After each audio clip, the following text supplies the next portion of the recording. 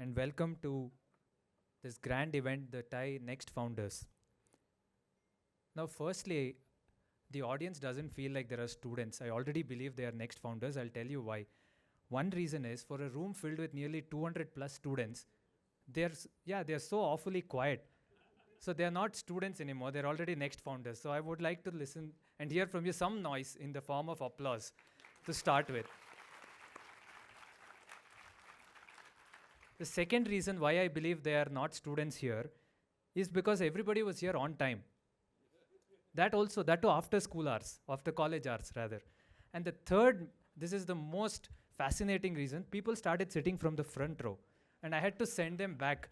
And these three reasons make me believe that everybody here are already NeXt Founders. You're not students anymore. Do you guys think so?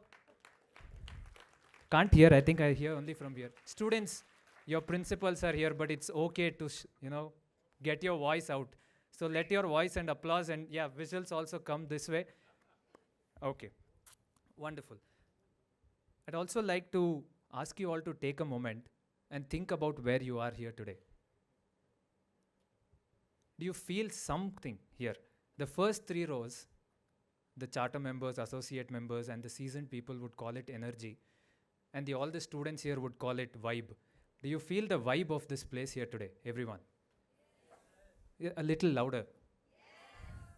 Because only the sound is what I can hear. They've turned the lights off, so I can't see anyone. Light is so bright. So today you'll have to applaud and agree with everything everybody says on stage, because that's the only way we get to know that you're here and you're awake.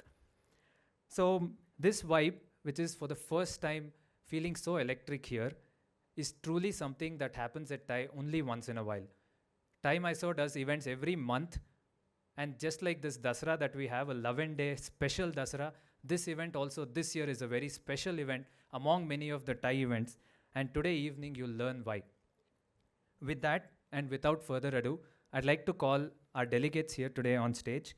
I'd like to start by welcoming Mr. Bhaskar Kalale, the president of TiE Mysuru.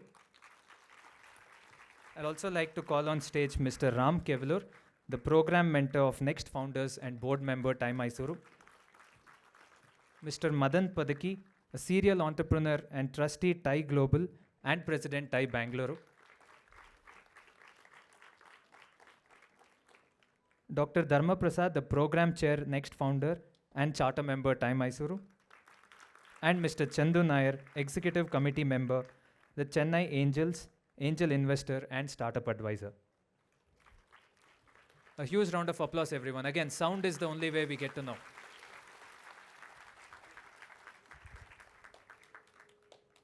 Thank you, sir.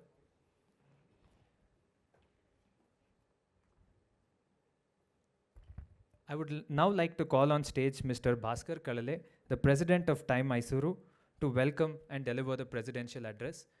In my view, he would summarize on who we are at TiE Mysuru. Sir. Good evening, everybody. Elrigu namaskara. All right, thank you very much.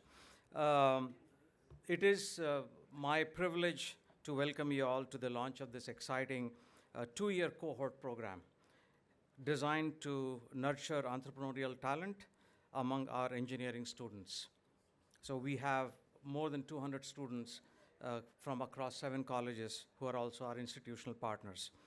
Today marks the beginning of a journey that will take bright young minds from the stage of pre-ideation of an idea through structured mentoring, education and networking to ultimately building impactful ventures by the time you finish your 2-year program here, which would be the end of third year of your college. This program is not just about creating startups. It is about shaping a mindset of innovation, resilience, and problem solving. Over the next 2 years, each student will have access to guidance from experienced entrepreneurs, mentors, opportunities to connect with industry leaders, and the support needed in terms of all of the funding that is required and every resource that you might think of that is required to be launching a successful startup. Actually, launching the startup and making sure that it actually becomes successful. As many of you may already know, the success rate of startup is only about less than 10%. So one of the things that we want to do is to improve or increase the odds of being having a successful startup through this program. To all the students joining this journey today, this is your opportunity to move beyond classrooms and textbooks, to test your ideas, to take risks, and to discover the entrepreneur within you. Be bold, be curious, and be relentless in pursuit of your dreams. Remember, entrepreneurs are not born, they are made. And I want to repeat that again. Entrepreneurs are not born, they are made. And that's exactly what we are trying to do through this program. And this program is here to shape you into leaders who create jobs, solve real-world problems, and inspire others to dream big and bigger and better. This program is one of the steps towards realizing the global goal that TiE Global President, Mr. Murali Bokkapattanam, has laid out for all of the TiE chapters around the world. Just for the people who don't know, there are 65 plus chapters around the world. TiE chapters, TiE Mysuru happens to be one of those. So we have a global trust which sets the tone for what exactly different TiE chapters need to be achieving and need to be doing. And actually, we are very, very happy today that Madan Padaki, who happens to represent TiE Bangalore as the president, but is also on the global board of trustees, to be here with us today. And I'm sure he's going to shed some more light on our goals. But in short, as I said, Murali Bokkapattanam, who is the global chair for TiE chapters, has laid out a very ambitious program for all of the chapters to achieve as collectively. And his goal to achieve by 2035 is 1 million entrepreneurs, 10 million jobs, and 100 billion impact to the global GDP. So 1, 10, and 100. That's the goal that he has set. So I'll repeat, 1 million entrepreneurs, 10 million jobs, and $100 billion of impact on global GDP. That is the goal. So on behalf, and what we are trying to do here is hopefully the first small step in realizing and meeting the goal that Mr. Murali Bokkapattanam has set for all of us. So therefore, on behalf of the organizing team, I warmly welcome all the students, and this program is meant for you guys. So I welcome all the students, mentors, industrial partners, and guests who have joined us today. Your presence and support will make this journey a lot more impactful. Together, let us build a strong culture of entrepreneurship and innovation that inspires many more new entrepreneurs and new founders in the years to come. You guys will be the pioneers of this program, and you will be the torchbearer. And as we move into the next step of the program as we go along, we want you to be the torchbearers and inspire other people after you to become the next founders. The future begins today, and it begins with you. Thank you. Welcome once again. Jai Hind, Jai Karnataka.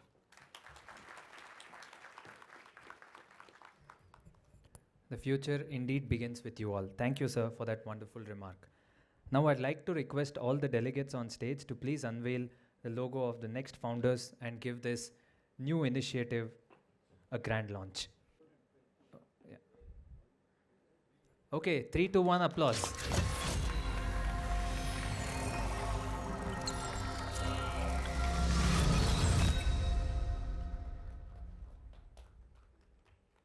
Thank you, everyone. To understand why are we doing this initiative NeXt Founders, Mr. Bhaskar did share some insights from a global perspective and also gave you an insight on what TiE does. But Ram here will explain to you and walk you through his thoughts and the entire team's vision on why this initiative. So I now invite Mr. Ram Kevalur, the program mentor of NeXt Founders and board member TiE Mysuru, to deliver his remarks. How many of you actually really know why you're here amongst the students?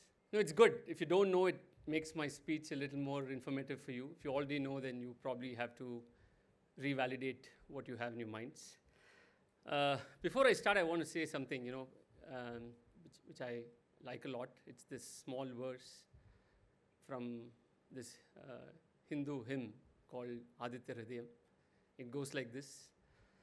Tado yuddha parishrantam samare chintaya sthitam ravanam chagrado drishtva yuddhaya samupastitam deva deishcha samagamya drishtumabhyaga dhoranam ubagamya pravid ramam agastyo bhagavan rishi. This is actually an invocation to the sun god. and this is supposedly what Lord Rama did before he took on journey to Lanka. So it's an invocation to Bhaskara, the god. It's a coincidence that our president is also Bhaskar today. But this is not dedicated to him, Bhaskar. Sorry for that disappointment. But to me, as all of you know, sun is perhaps representative of the most powerful energy source, be it from a religious point of view or from a practical point of view. I think there's nothing else in this world as powerful as the sun is.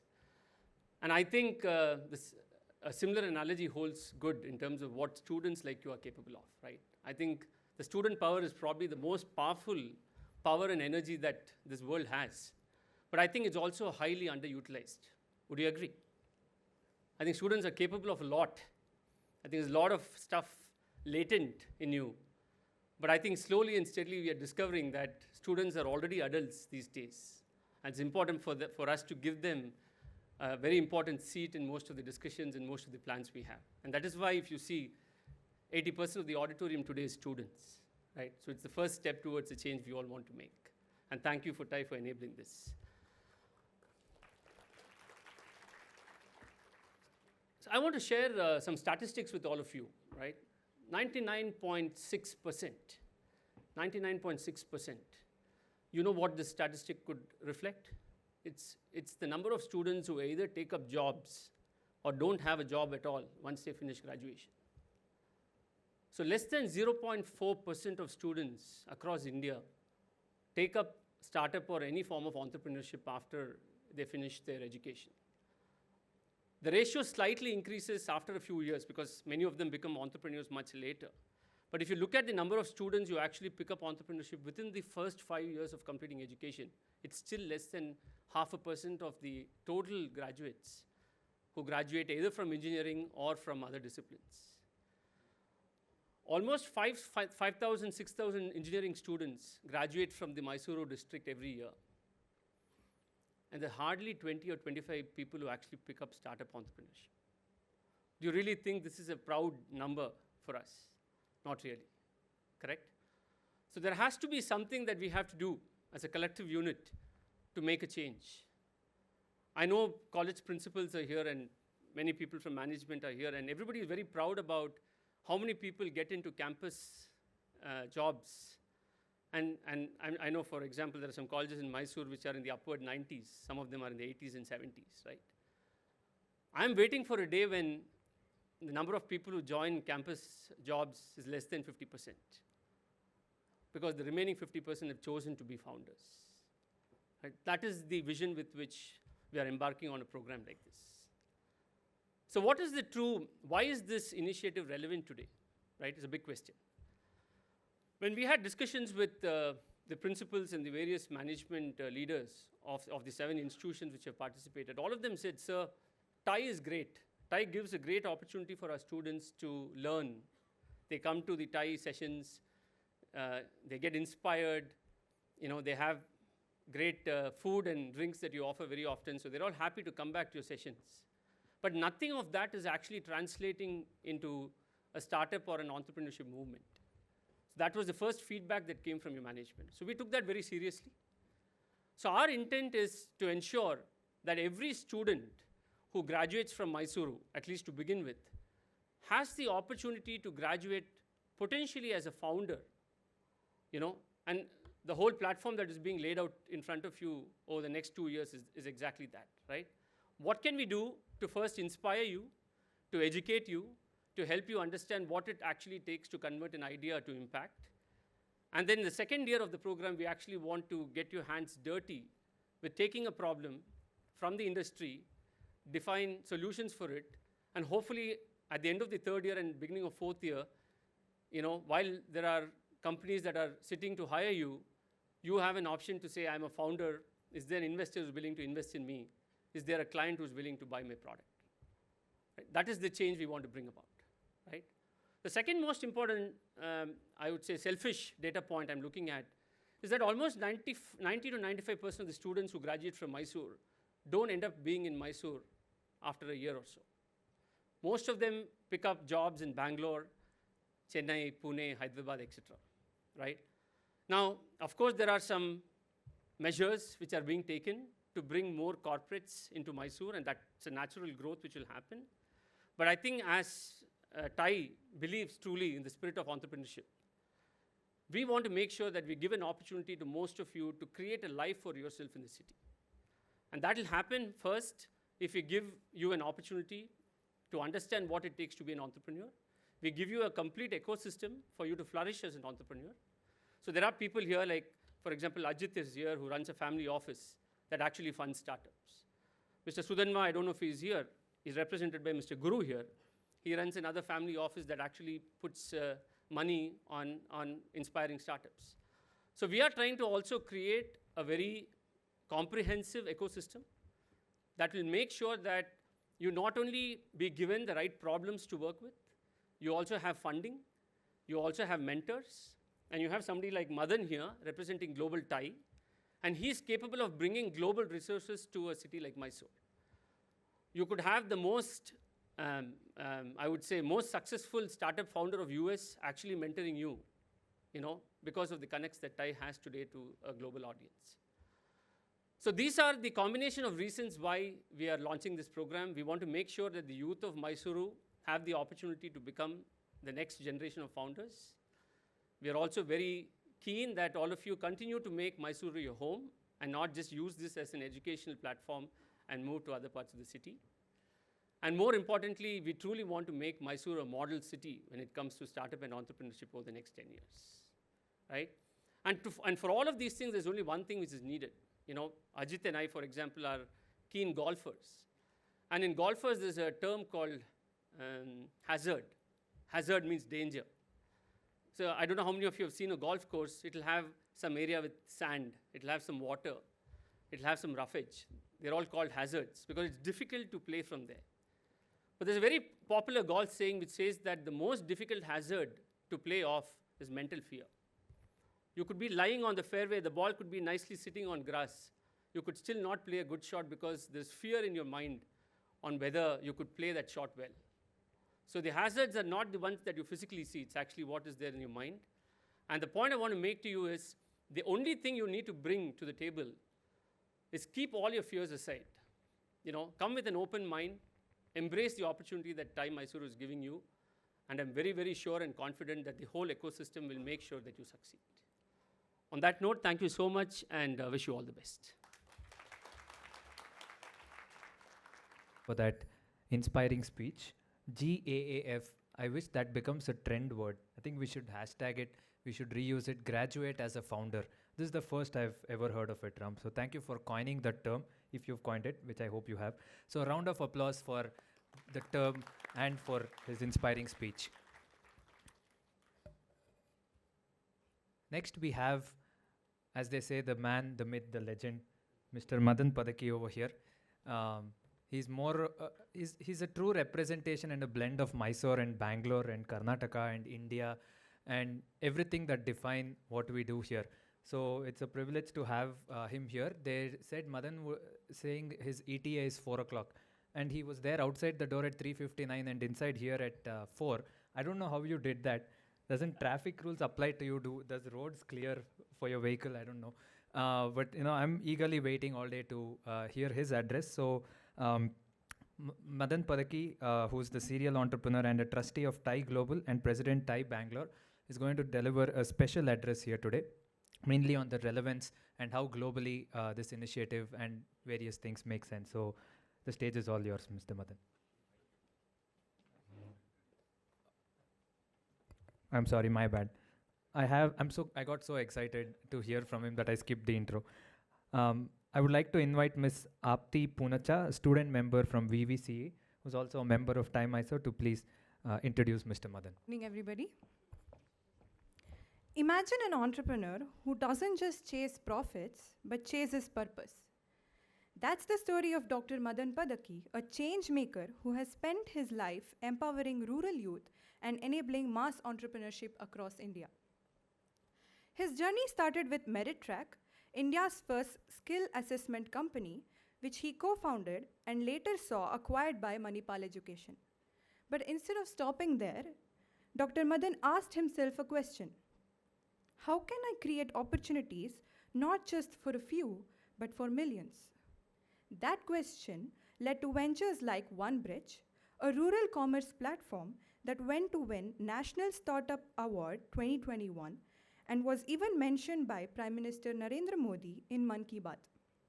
He also co-founded the Head Held High Foundation, which has transformed the lives of over 1 lakh rural youth, especially young women, helping them step into dignity, confidence, and livelihoods. Not stopping there, he helped launch the Global Alliance for Mass Entrepreneurship, bringing together leaders and organizations to enable millions of entrepreneurs across the country. Today, he serves as president of TiE Bangalore, is a trustee of TiE Global, a board member of UNICEF Yuva Initiative, and even sits on the board of Wonderla Holidays Limited. Recognition has followed him everywhere, whether it's being named the Social Entrepreneur of the Year by India CSR Network in 2021, speaking on platforms like TEDx, INK Conference, and LBSNAA, or being invited personally by the Prime Minister to the Champions of Change conclave. And if you think he only builds organizations, think again. He also writes regularly, connecting the timeless wisdom of the Bhagavad Gita with modern entrepreneurship, inspiring the next generation to build with both head and heart. So when you think of Dr. Madan Padaki, think of someone who's redefining what it means to be an entrepreneur in India. Not just creating businesses, but creating change makers. Put your hands together for Dr. Madan Padaki. Kara, good afternoon, and Apti, thank you for a lovely introduction. I should kind of take snippets of that and it'll shed more light on myself, so thank you. But wonderful to be here, and first of all, a huge round of applause for all of you for having taken the first step, and to my friends and colleagues at TiE Mysuru for putting this wonderful program together. I think this is the first of its kind in the world, and I think what happens in Mysuru, as always, will set the tone for the world, right? So congrats once again, and I really look forward to this initiative taking off. As Adarsh was, as he started out saying, the room is eerily silent. It doesn't look like there are students in the room. So I want to do a 1-minute exercise, okay? The first thing that Ram also mentioned, the first thing that the battle is always in the mind, right? If you believe, it'll happen. If you believe it will not happen, it'll never happen, right? So the fact that you're all here on a Friday afternoon where you could have been in 100 other places, sitting quietly, listening to old men and women talk, okay, is not fun, but you're still going through the pain because you believe you're all entrepreneurs. Is that right? Now I put you in a quandary, right? Whether to say yes or no. But what I would want you to do is to stand up, look around you in the one row behind or thing, or in your same row, and say loudly your name, but only thing I want you to say is, supposing I am introducing myself, you should say, I am Madan Padaki, an entrepreneur, right? Because everybody in the room is an entrepreneur from today, from this moment onwards. The more you say I'm an entrepreneur, the more you will believe that you're an entrepreneur. Can we have that going for the next 30 seconds?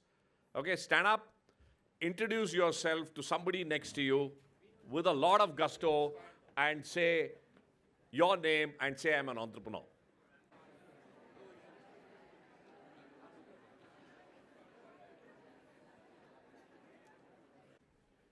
I want you to promise me that going forward, if anybody asks you, so what do? Don't say I'm a student.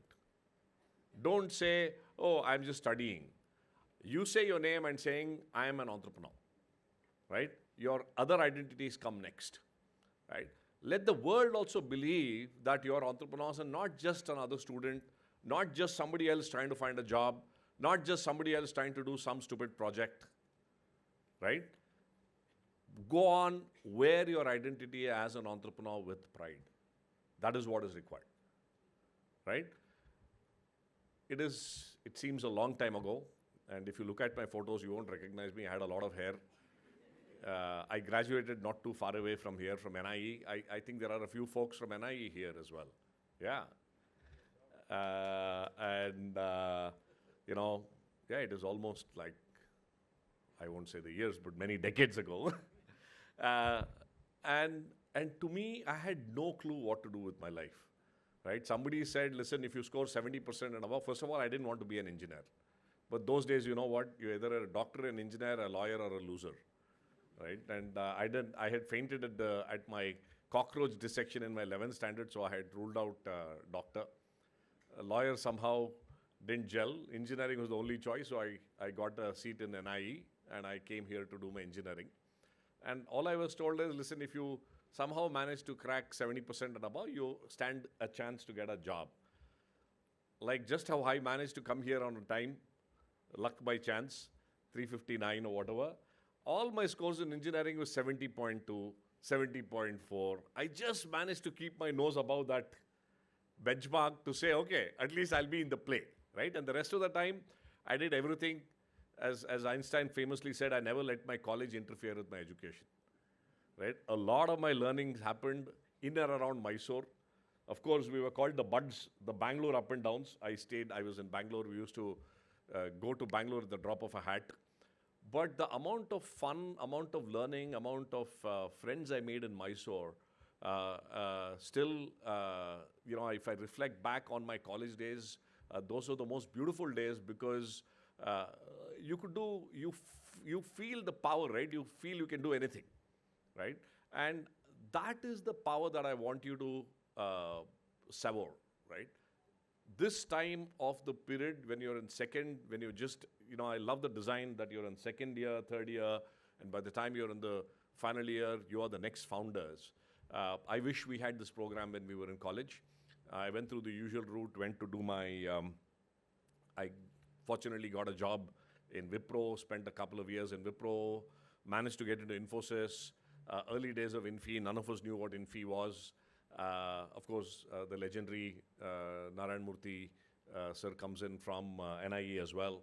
And I did my MBA because that was the next thing to do. But 2000 something felt incomplete. I was working for a software company in Japan, BFL, selling software to the Japanese. When I came back to Bangalore, I realized that every joker I knew was writing a business plan, was doing a startup, was pitching to startups. And I thought, man, this is what is adrenaline, right? This is what I need to do. And with absolutely no clue whatsoever, thought that we should do something. And,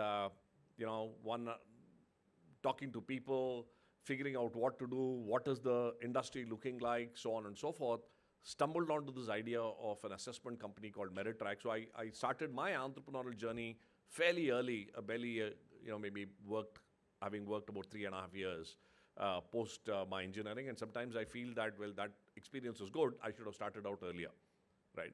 So Meritrack started out in 2000 and as I say, it's all serendipity and conversations with no clue whatsoever of HR, recruitment, assessments. 3 of us, my co-founder, Mohan was writing code for Citibank in London. My other co-founder, Murli, was selling carpets for 3M.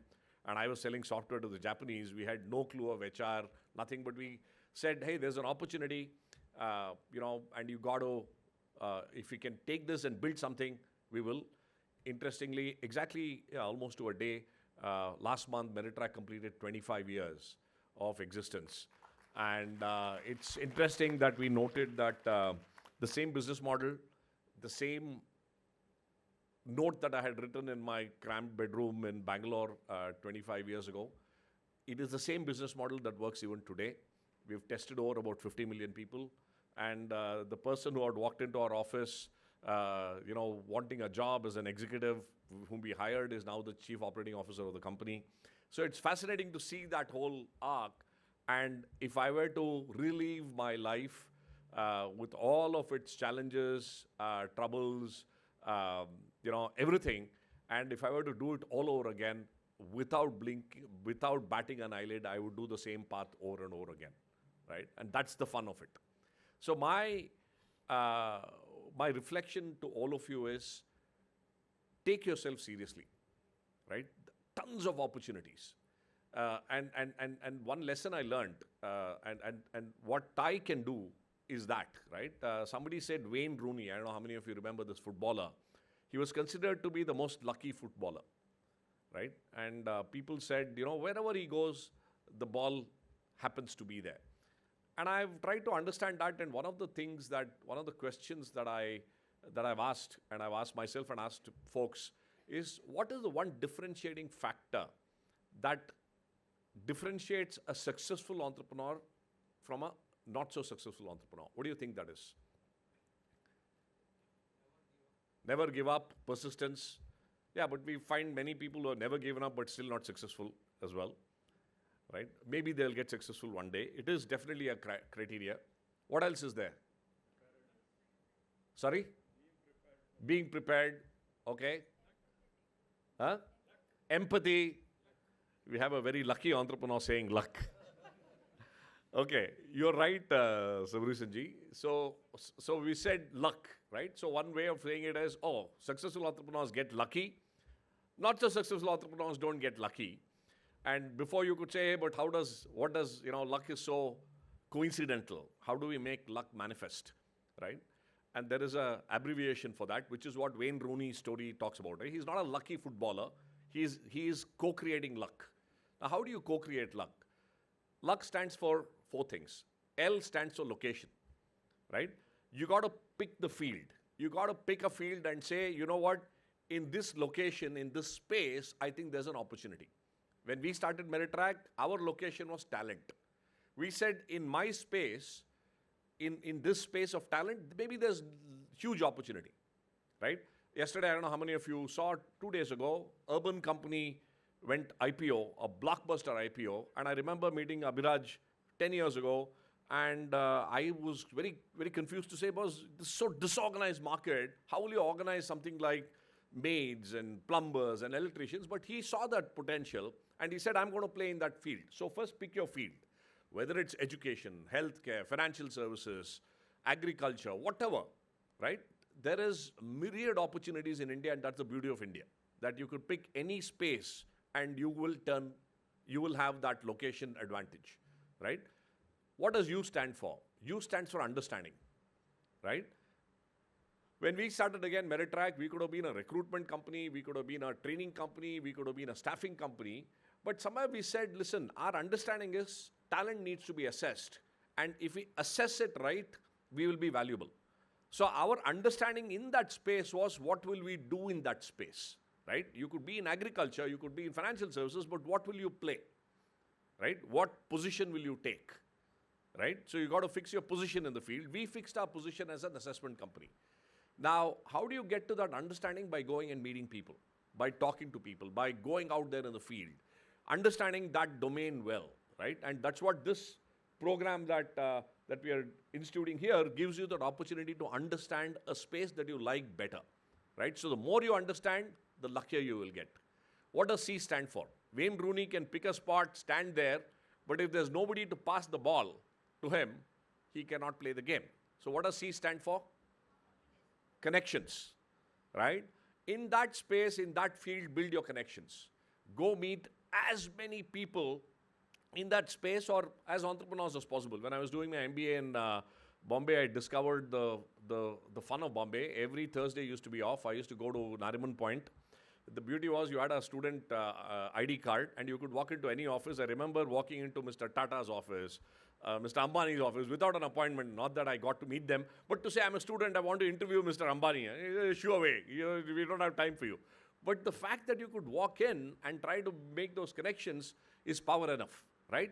So build those connections again as a network. We didn't have TiE at that point of time active, but a network like TiE offers you phenomenal connections. As Ram was saying, hey, you're doing something in agri-tech or whatever, right? And we have the man walking in, Mr. Ashok Mehta, who's a phenomenal connector, right? You will have access to him. And he will say, you know what, I can connect you to NABARD, I can connect you to anybody else in the world, right? So use and leverage connections that this ecosystem offers you, right? So you get to pass, you pass the ball, what do you have to do? You have to kick. You have to get the goal in. So what does K stand for? Kick. But to kick, maybe in the context of what we're talking about, it's knowledge, right? You need to have the skills, right? If Rooney is a poor footballer, whoever passes the ball, if he's not able to kick it into the goal, you don't score the goal, right? So you got to acquire the knowledge, the skills, the abilities to think and to operate like an entrepreneur, right? And again, this program provides you that. So I wish that each of you pick your location, hone your understanding, build your connections, and create your knowledge base and your entire skill base in such a way that you become the lucky footballer. Every goal you kick, every kick you do to the ball results in a goal, right? And that's where serious exits happen.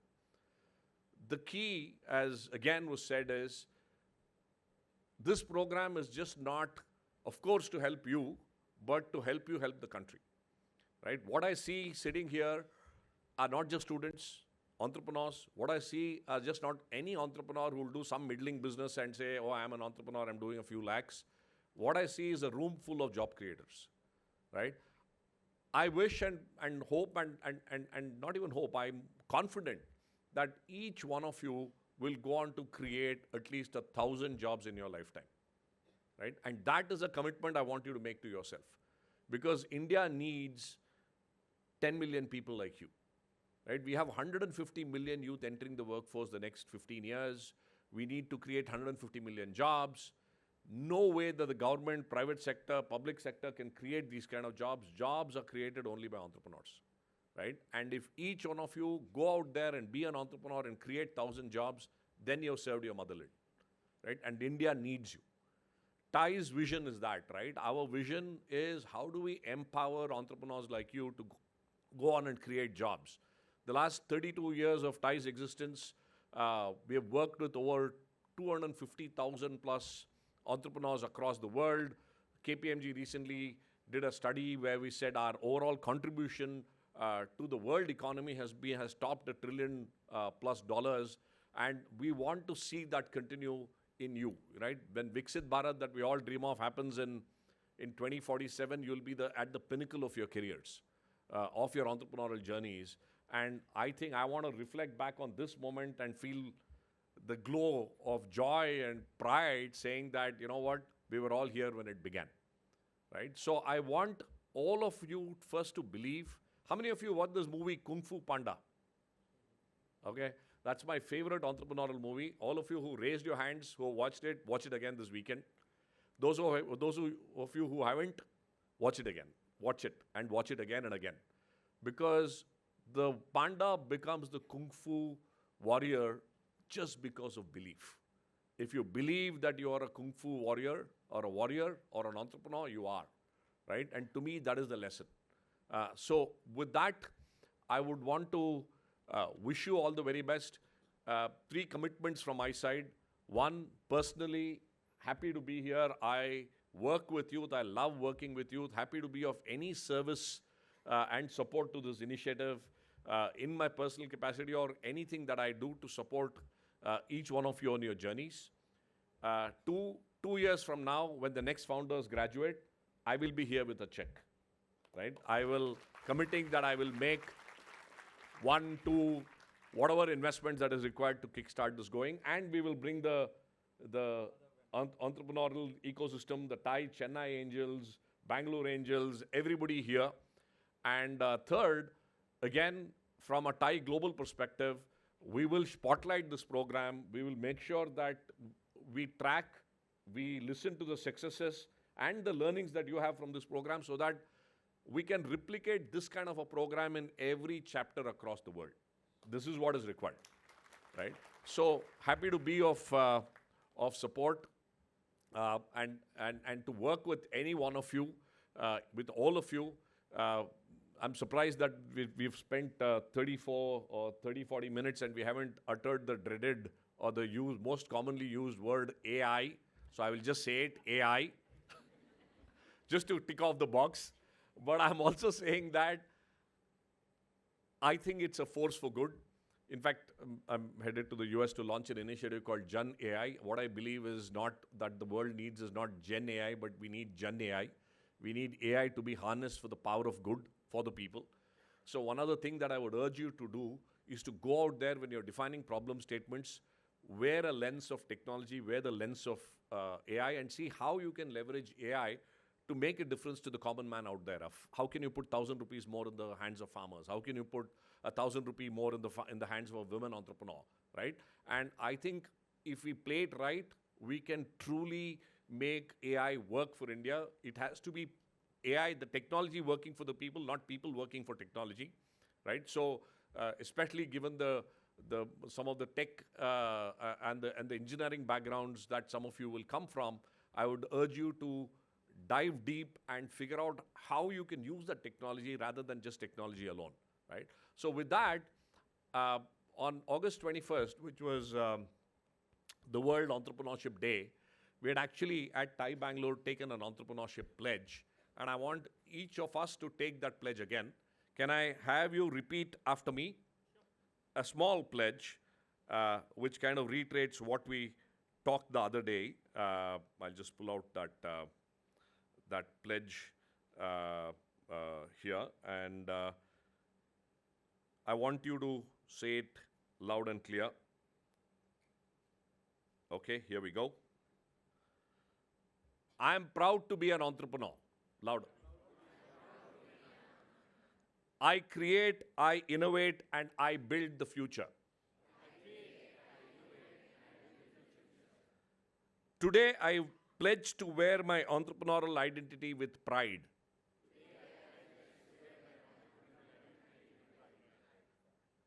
Symbolizing my commitment to fostering entrepreneurship and inspiring others to join this transformative journey. Thank you.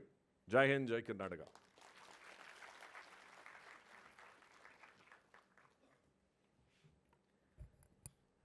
Thank you, entrepreneur Dr. Madan Padaki. All of you, I request you to follow him on LinkedIn. That's also another new trend that he has started, ENTR.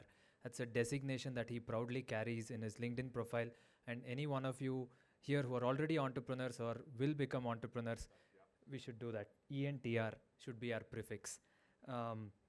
Amazing speech, sir. 1,000 jobs newly to be created and 1,000 plus rupees more in pocket of every Indian. With these two simple lines, we march forward to make this initiative truly work. And we look forward to having you back here 2 years from now. A round of applause again to entrepreneur Dr. Madan Padaki. So we got to know who we are, we got to know why this is being done and its relevance. Now we have on stage Dr. Dharma Prasad, the program chair, NeXt founders and charter member of TiE Mysuru, who will talk about the what and how of this initiative. So to share the introduction of the NeXt founders' idea to impact, I call Dr. Dharma Prasad on stage.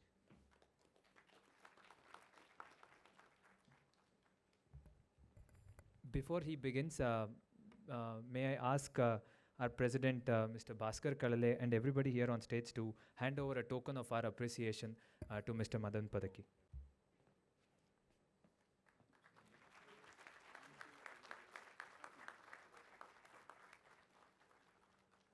Fellow TiE members, faculty, and most importantly, students. Let me call the college name first and let me hear the shout. Okay? Just to get the energy in. Let's see who shouts the loudest. Okay, let's do the competition. MIT Tandopur. Wonderful. GSSS. VVC. JSSSTU. ಸ್ವಲ್ಪ ಬೇಕು energy MIT Mysuru. Good. And NIE. ಭಾಳ weak ಆಯಿತು. One last PS Mandya. ಮಂಡ್ಯದ ಹುಡುಗರು strong. Wonderful. Let me begin with a simple question, my dear friends. How many of you think you are going to start your own company? Please raise your hands. Wonderful. Thank you. Now, how many of you thought, well, I don't know how to do it. Nobody taught me. How do I start? How many of you thought like this? Not bad, almost equal. That's a good question. That hesitation, my dear friends, is exactly why we started NeXt Founders. To solve that hesitation that is there in your heart, eating you away. I am here, I don't know what I am doing. That is exactly what we want to solve, because in life there are unknown risks and there are known risks. We want to change your risk from unknown to known so that you take a judgmental call that you want to become an entrepreneur.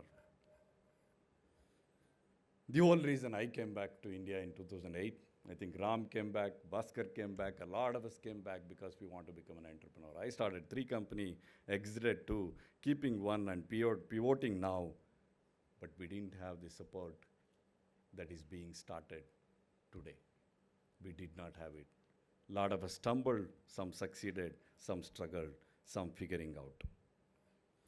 Yes, startup has a lot of ups. You will get the freedom. You will get the recognition. You will solve the problems. You may also become famous. But end of the day, you also create a lot of jobs that Madan alluded to. Well, but along with it, there are a lot of downs too that we need to worry about. Stress, rejection, sleepless nights, and sometimes failure, my dear friends. Failure. And yes, a big, fat failure sometimes on your face. Who is not worried about failure? All of us are. Somewhere or the other, we are worried about us failing when we start an entrepreneurship journey. That is also exactly why we have a NeXt Founders, a platform for you to learn to take the risk. And if you fail, you can try again, and try again, so that one day you can be successful. And you have the knowledge to do it, and you're not blindly jumping into it, my dear friend. That is also important. Just like you study 4 years to complete your engineering degree, we are offering a 2 years part-time program so that you can learn how to become an entrepreneur. That is what we are offering, my dear friends, so that you can one day grow up and build companies and provide jobs. That is necessary for our country to go. It's not just another club. It's not an entrepreneurial club. What we are starting a 2-year structured journey that gives you awareness sessions to open your eyes of possibilities and analyze markets.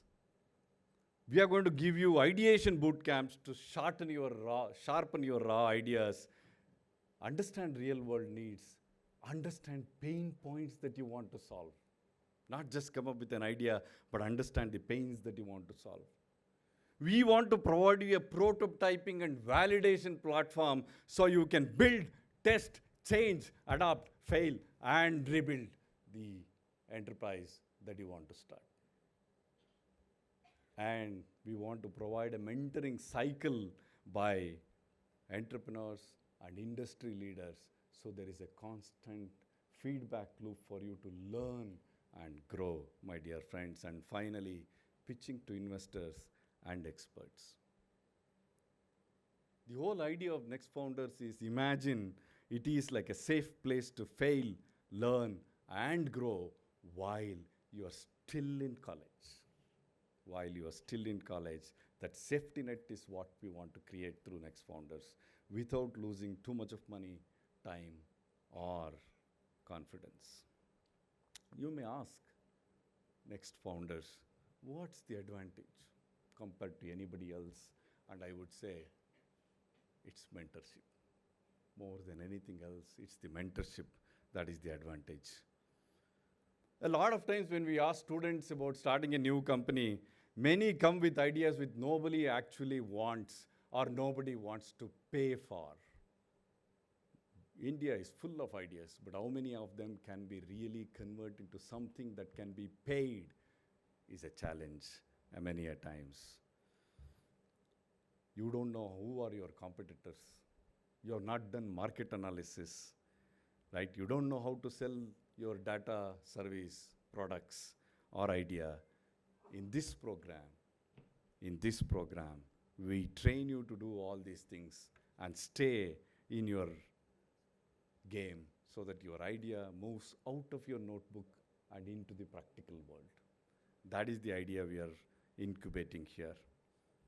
And beyond that, you will learn from TiE members, industry experts, startup founders who have already walked this path. They have walked that path, they know the difficulty, they will share it with you. And this is a real shortcut to your success. Instead of taking 10 years to trial and error and learn and do something, we want to package that and bring it to 2 years so that you get a shortcut to learning from others' mistakes while you are making smarter mistakes. Because mistakes is what we learn from. Just like in movie, there are shots taken one after the other just to get that perfect. Your enterprise is going to be perfect by doing mistakes, and we can do better. Well, some of you are thinking, but sir, I don't want to start a company right away. That's fine. The NeXt Founders isn't only about startups, it is also about changing your mindset and giving you a toolkit to be successful as an entrepreneur someday in your life. It doesn't have to be exactly starting a company end of 2 years, but if you can learn how to do this and hold the tools that you can use it some other day, you will be successful. End of the day, our country needs a lot of problem solvers, lot of leaders, economical leaders. We have plenty of social leaders and political leaders, very few economical leaders. We want you to become an economical leader so you can drive our country forward with your products and services, my dear friends. The network you build here, the alumni, the TiE mentors, the industry connects will open your doors that you cannot imagine any day. Our dream is simple, my dear friends. Our dream is very, very simple, to create next generation of leaders and innovators from Mysuru, for Karnataka, and for our country. So we are recognized in the global map as entrepreneurial country. We have been, we lost it in between. Now we want to bring that back, and it all starts from where? From here. From when? Right now. With whom? With all of you sitting here, my dear friends. You're going to make that change. So don't wait until you're ready. Jump into it and start. Fail, learn, grow. Because even if one idea, just one idea from this audience clicks and makes a difference, gets the jobs, gets the economy rolling, that is all the worth, the effort that we are going to put in the next 2 years and next many years to come up with, because that one idea can change the way we live. And if it doesn't, you will still walk away with skills and connections that will stay with you for life. So let's say it together. I am a couple of seconds behind. Let's say it together after me. You're going to repeat. Please repeat after me. We are the NeXt Founders. We are bold. We are the future. So I'll only read the first part. Next second part, you're going to say it. We are NeXt Founders. We are. No, let's repeat from NeXt Founders. Okay, we are NeXt Founders. We are. Second one, we are bold. We are. Third one, we are the future. We are. We are. Who are we? The future. Wonderful. Thank you so much, my dear friends. Keep the energy going. Yeah, wonderful.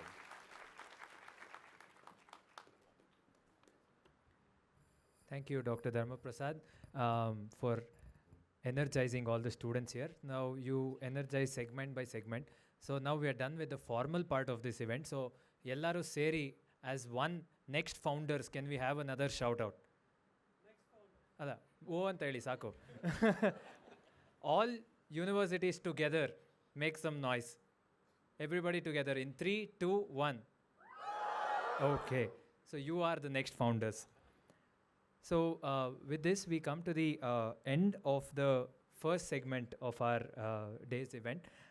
Next up, we have another speaker who's here to enlighten us and to share his wisdom with us. But before that, we'd like to share Mr. Pawan Ranga's message. He's not able to be here today in person because of his travel commitments. Mr. Pawan Ranga, who many of us have heard, is the MD and CEO of Ranksons LLP. He's also the president-elect of TiE Mysuru. I've seen him from a very young age. From when I was a little child, he used to come home because my father would teach at JCAC and he was my father's student there.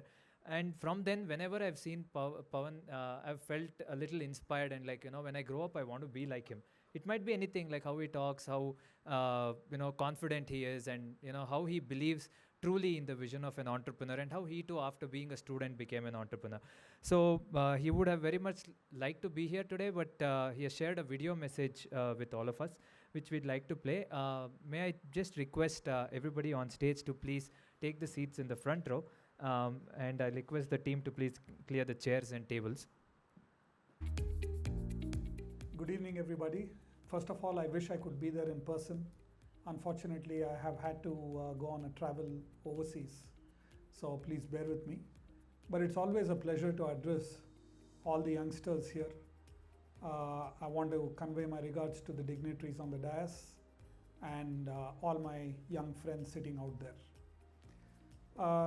When I think about NeXt founders, I can't think of a better time in India for this concept to be put in play. Let me put this in perspective.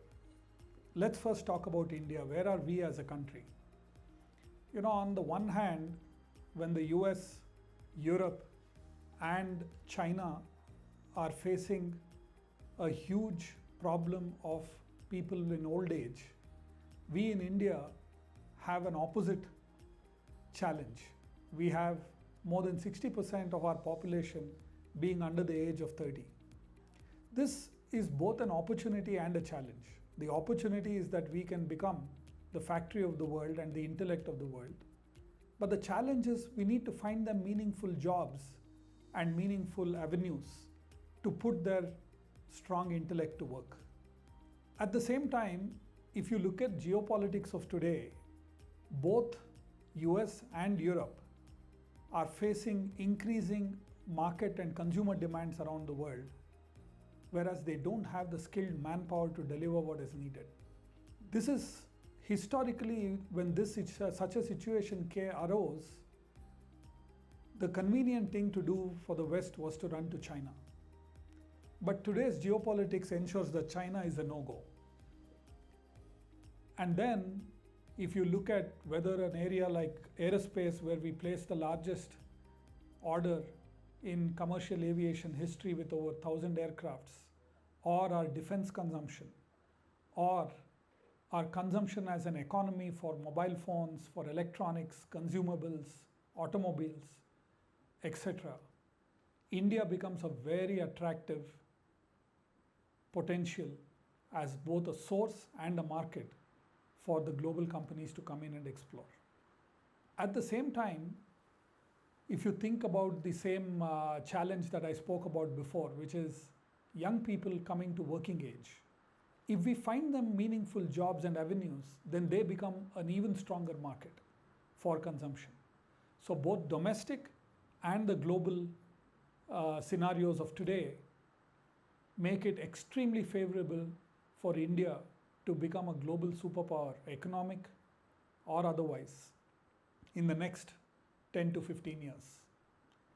Now, bear in mind, in our journey to becoming a superpower, we are very early in our journey.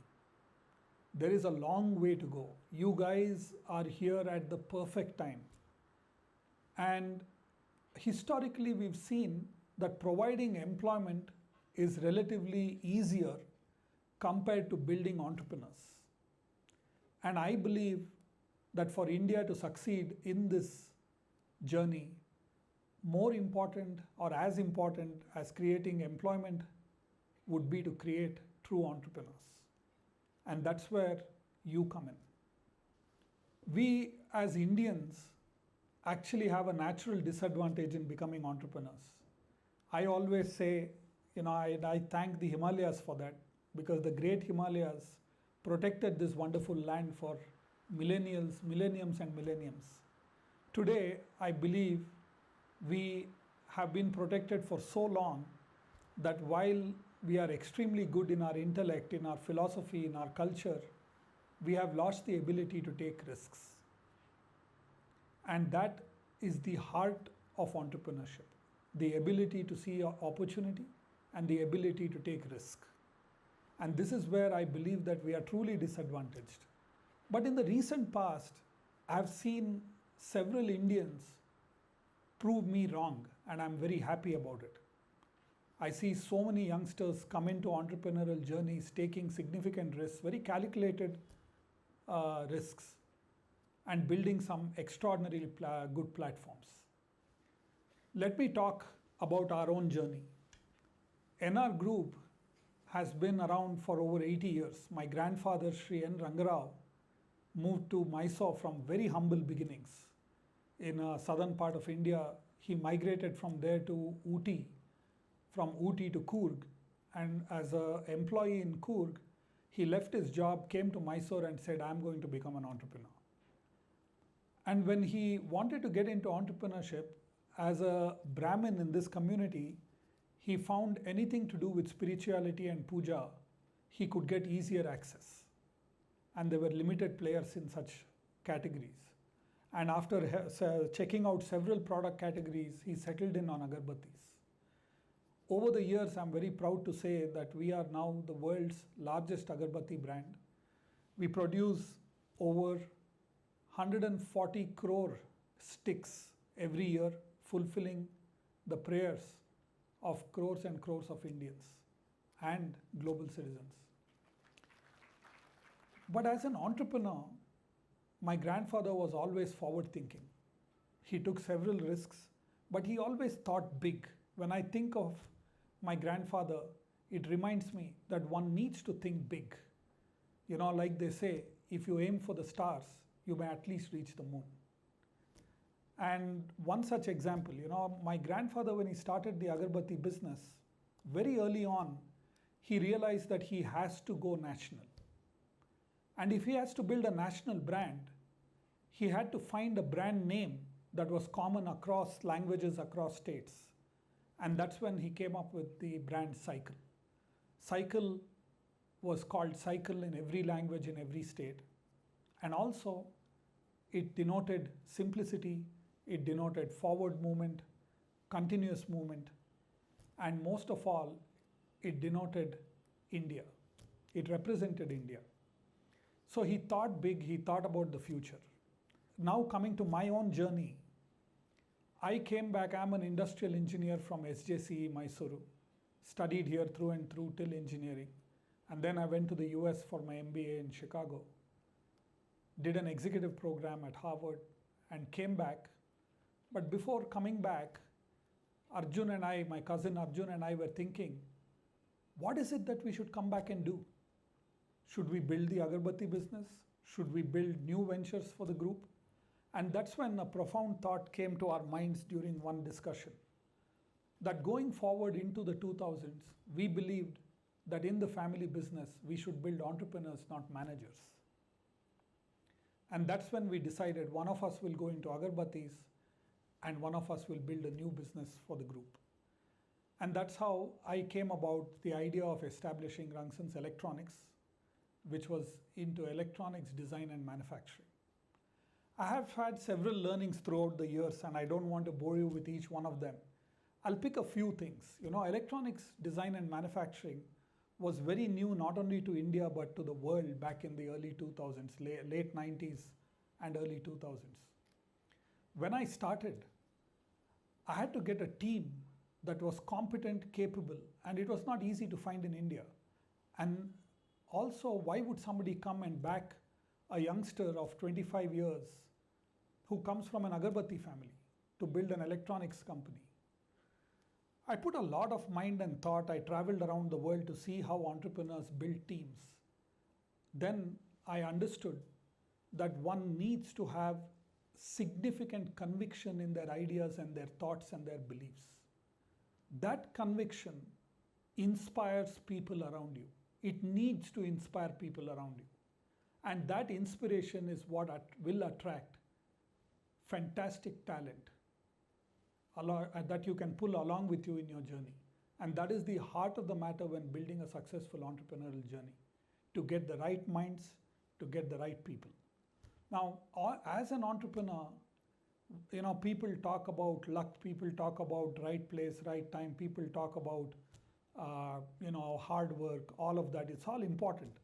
But for me, for a young person like yourselves, to become a true entrepreneur, the number one thing that you need to have is the right attitude. Now, why do I talk about attitude? And I'll bring a very interesting analogy. When you talk about Virat Kohli, you talk about Sachin Tendulkar. These guys, while they were not the most gifted, they had the right attitude. You had many other players. You have Rohit Sharma, who has done very well. You have Vinod Kamli, who was extremely talented. Talent, in my books, is overrated. But if you look at true champions, whether it is Nadal or a Federer or a Djokovic in tennis, whether it is a Kohli or a Tendulkar in cricket, their attitude is what made them champions. And that is the same when it comes to entrepreneurship. The right attitude, the ability to say, I will take the hit, I will keep falling, I will keep picking myself up, I will keep learning, and I will come back to fight. And keep fighting, keep moving forward. Show empathy, show respect. This is what builds your attitude, and this is what makes you a champion. And I'm sure each one of you have that attitude in you to become a champion in your own right. Second, curiosity. How many of you are okay to say that you are stupid, that you don't know anything? Because when you say that I am stupid and I don't know anything, that is when you start to learn and become curious about how things work and how the world moves. And being curious is the heart to innovation. And innovation is imperative for entrepreneurial success. So be curious, always ask questions. Raise your hand and ask questions. The dumbest, the stupidest of questions. Learn and learn. Knowledge is king. Everything else will follow. When I talk about curiosity and when I talk about all of these things, knowledge is so important. The more knowledge you gain, relevant, meaningful knowledge, the more knowledge you gain, the more you are driving towards excellence. A right attitude, right knowledge, curiosity, excellence. This is what is going to drive you towards a successful entrepreneurial journey. In my own case, I've had several times when I have not been curious enough, when I missed out on a lot of knowledge, and when I wish I had raised my hand and asked the right question or the wrong question. But there were many times I did not ask a question, and that comes back to haunt me many times during my days. The other important thing in entrepreneurship, and I'm sure all of you have a lot of questions. When I was building Rungson's Electronics, the EMS company, it went on to become India's second largest EMS business. Back in 2015, I went to raise some money to go buy a company in the US. And that's when Cyient, a listed entity, the founders of Cyient reached out to me and they said they want to buy what I have built. I told them we are a South Indian Brahmin family business, boys, we don't sell anything. That is on a lighter note. But they made an offer I could not refuse, and we decided to exit the business. It was a very successful exit, but before that, I went and asked the elders in my family, what should I do? We have a fantastic offer on the table, but there is opportunity to build a strong platform. they gave me an advice. It was very profound. I'll carry it all my life, and I believe that in the deepest of my hearts. We keep thinking about right and wrong decisions. What was told to me is that there is no right and wrong decision. You have to take a decision and work extremely hard to make it the right one. So take a decision. Not taking a decision is the only wrong decision. Take a decision, but then work hard to make it the right one. That is very important. If you keep doing this, take a decision, work hard to make it the right one. Take a decision, work hard to make it the right one. More often than not, you will start making your decisions the right ones. And the more right decisions you keep taking, you tend towards success as an entrepreneur.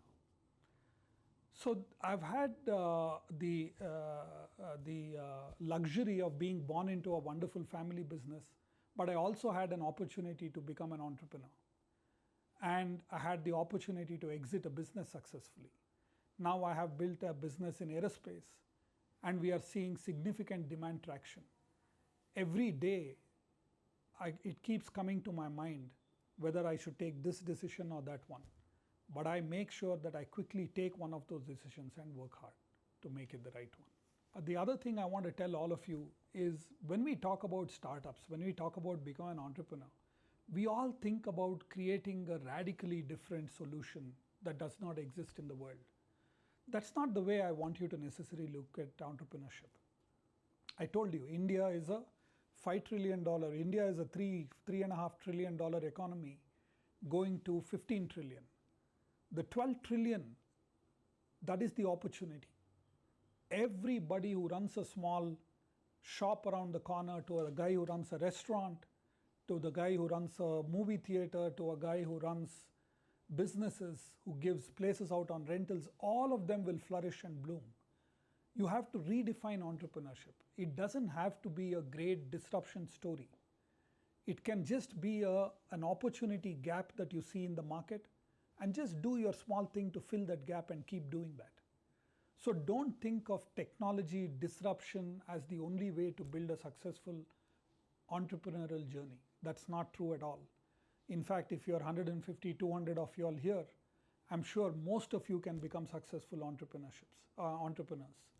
And it doesn't have to be all large, significant, unicorn, all of these jargons. It has kind of diluted the true essence of startups and entrepreneurships.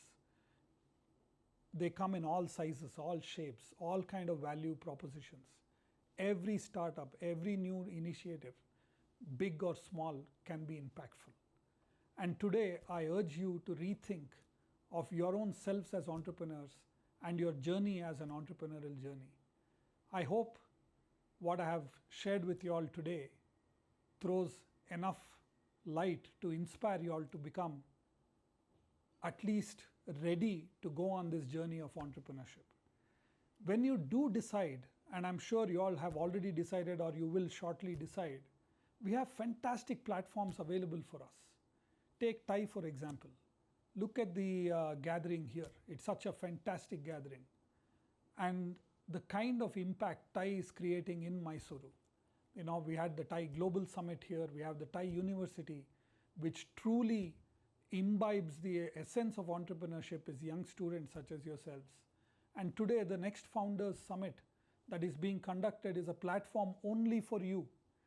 You come here and leverage this platform to enhance your journey, to enrich your journey, to become successful entrepreneurs.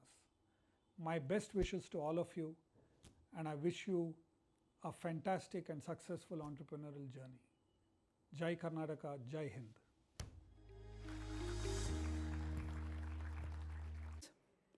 Be curious and having right attitude, what makes you champion. Yes or no? Founders and NeXt founders, can we have one more round of applause to NR groups and Mr. Pawan Ranga.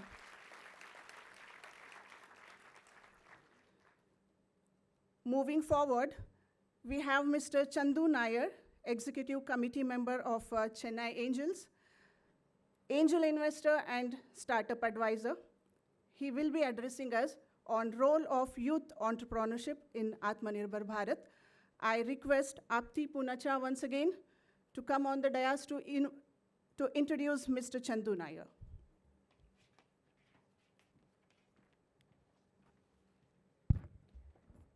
A young man starts his career at Asian Paints, one of India's biggest brands. Safe job, great company. Then he jumps to business journalism at Business World magazine, chasing stories instead of selling paints. But here's the twist. Probably had a thought on his mind, why just write about businesses when I can build them? That's how Mr. Chandu Nair's entrepreneurial story kicks off. For the next 25 plus years, he built companies from scratch. Some worked, some didn't, but 2 of them he exited successfully, including Scope E-Knowledge Center. Now, in the startup speak, that's the dream, to not just start up, but also scale and exit. And today, Mr. Chandu is on the other side of the table, helping future founders like you.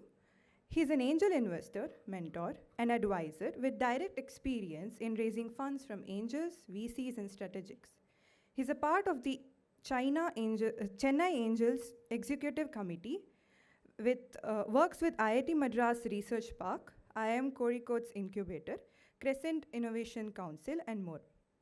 Basically, if there's a space where startups are being built, there's a good chance you'll spot him. But what makes him stand out is just not the boardrooms or the exits, is that he's constantly learning, sharing, and giving back. Whether it's writing on money control and business line, or teaching at IIM Kozhikode or IIM Indore. So if you look at his journey, it's not a straight line. It's a series of leaps, from paint to print, from writing to building, and from building to backing.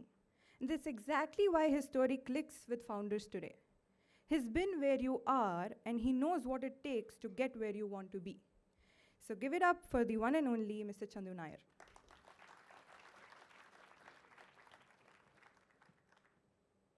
Lady who came from Melkote in Mandya, and she came to Chennai, and she became the Chief Minister of Tamil Nadu. Today, you're somebody from the other side. So, not exactly as good looking, but you can still say Jai Hey, okay? So, all of you get the reference I'm talking about. Now, why am I here? You know, I think Apti, great job on the introduction. Like Madan said, I think we sometimes don't recognize ourselves when somebody introduces us like this. So what I'm going to split my conversation is into kind of 3 parts. Because if I look at it like Project Tiger. So when Project Tiger started, you might remember there was a huge decline in tiger population. The British killed 95% of our tigers. There were very few left. And the government said we must get the tiger back in the jungles. But then they slowly realized one very peculiar thing. The tiger needs 25 square kilometers of space. And if the tiger has to survive, he needs to eat deer, goats, this, that, etc. Which means you need to have those fellows also in that 25 square kilometers. But those fellows need to eat. So they need bushes, they need fruits, they need plants, they need all those things, and trees. Which means that you need all of those things. So the idea behind NeXt Founder is to create the tiger. Okay, because the tiger needs all of this ecosystem. And to do that, we need not just the tiger. We need the people who groom the tiger, who build the tiger, who feed that tiger, and who give the space for the tiger. So my talk will be first on the tiger, which is the NeXt founder, the student, the people who will feed the tiger, the teachers, the management of the education institutions, and then the people who create the safe space, which is the ecosystem builders. Okay, so that's how I'm going to describe it. So the first focus will, of course, be on the founder. Oops, the presentation, please.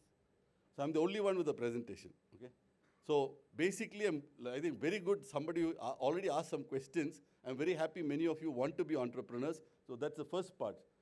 One of the things I'm going to focus on, and maybe a little uncomfortable for the educational institutions, I'm going to ask some hard questions. I also give you what we did. I'm on the board of advisors of Crescent Innovation and Incubation Council, not a very well-known engineering college. But I'll tell you what we did in the past 8 years. And I'll just ask you to reflect, if a small engineering college, relatively unknown, could do these things, what can you do which are better known? So those are the things I'll talk about. And finally, for all of us in TiE and the general ecosystem, what is it that we can do to create a very good space?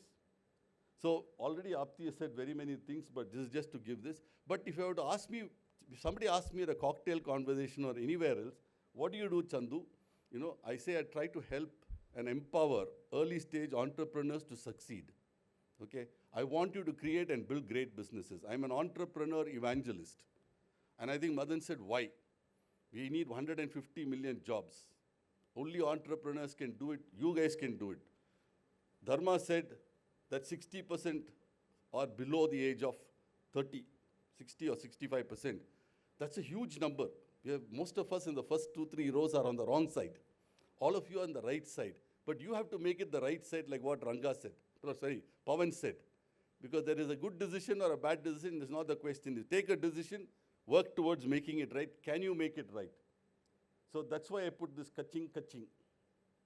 You know, we attract the right kind of energy.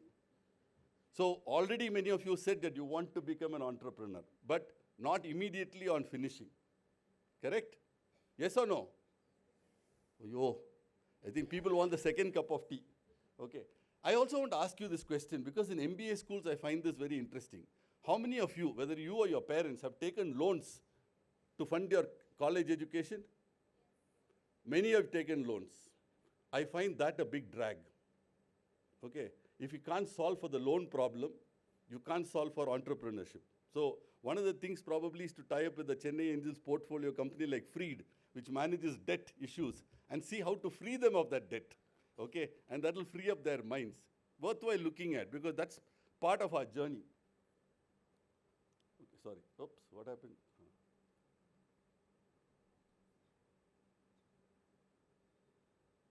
Many of you said you'll become entrepreneurs. I will not get into this now. Now, we have talked about the opportunities. I'll tell you, if you want to get ideas for opportunities, no, the best thing is to look at the government. You'll wonder why. We were just talking. Many years ago, we were saying in Bangalore, we could drink the water off the tap. Mr. Sabrishan was mentioning that. Today, everywhere we go, what do we carry? Why? Are we getting safe drinking water in our taps? No. Why do we travel in 2-wheelers, 3-wheelers, 4-wheelers? Are we getting good public transport? No. Secondly, when I was running a company, not just did I have a stabilizer, I had a UPS, I had DG genset. If I go to America, I don't need all three. Do I get good electricity supply? I don't. Just look at the government and what it doesn't do. You'll get hundreds of ideas every day, okay? So I'm challenging you, you don't have to think too much. You just see what the government is not doing well, you'll get tons of ideas. So I won't talk about the opportunities because the opportunities are many. And Madan gave a fantastic example of urban company. Whoever thought a non-tech kind of business can be such a valuable unicorn? Nykaa, my junior from IIMA, cosmetics, such a great business, okay? I can go on and on, forget about all that. Idli batter, Mustafa of ID. I invested in a company called Indus Valley, which makes cast iron cookware, other kinds of cookware. 7 years ago, we were just 1 crore. In 7 years, we're 130 crores, valuation about 300, 400 crores. Selling cast iron cookware, dosa tawa, online. Okay, can you imagine doing this few years back? You couldn't. But today, even the simplest of businesses can be reimagined for you to create a lovely large business. I've done studies on animal and chicken feed. That's when I realized how big the chicken business is. There are huge companies like SKM in Namakkal, which sell thousands and thousands of eggs every day. They're a large company. Milky Mist in dairy is heading towards becoming a unicorn. Hatson already is. Okay, so you have tons of companies, tons of opportunities. What we need, like what people talked about earlier, is bring technology from you guys. Today's Times of India, I have it unfortunately in my bag, talks about bringing AI into healthcare. We have invested in a company called Niramai, which does artificial intelligence for imaging, medical imaging, to detect breast cancer at a 95+% accuracy, okay? So there's lots of things that you can do to bring technology plus a need. what Madan beautifully alluded to Jan AI. Okay, India has the largest proportion of any damn thing in the world, any medical problem. You bring that technology to bear, you can really do it. But what is happening today? The sad part is, in the 98, many of us have been there when Google was born. Okay, 1998 it came. It's a 27-year-old child now, I mean, young adult now. We became only cyber coolies. Mobile phone revolution came, we became contract manufacturers. Okay, I'm not demeaning us, we are going step by step.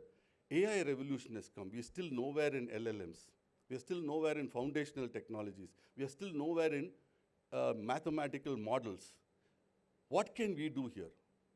I think that's where I will go one step back and say we are not just talking about entrepreneurship, we have to also talk about innovation. Because that's the founding thing. Okay, and we have to build that innovation, and the innovation starts with colleges. So we have to reimagine the college. If we don't reimagine that, we can kiss our dreams of becoming Viksit Bharat and all goodbye. So we have to reimagine our college education system. How many of you are happy with the really a 4-year course here? When I was doing my 3-year BCom, no, half the time my eyes were closed. Today, many of you are not looking down because you're not allowed to bring your mobile phone to the room, to the auditorium, correct? Otherwise, by now you would have been looking at your phone. Keeping quiet, I told the right thing. Tell me the truth. Correct? You're all smiling. Why I'm saying this is today, when I started an entrepreneurship journey in 1987, bad time. None of you were even, your parents didn't meet each other that time. Okay. There was hardly any of this money available. Today, there's so much of this different kinds of money available. Forget this money. There's a lot of government money. Free. So much money. State government, central government. You have so many schemes, so many things. So don't say you won't get access to money. You will get access.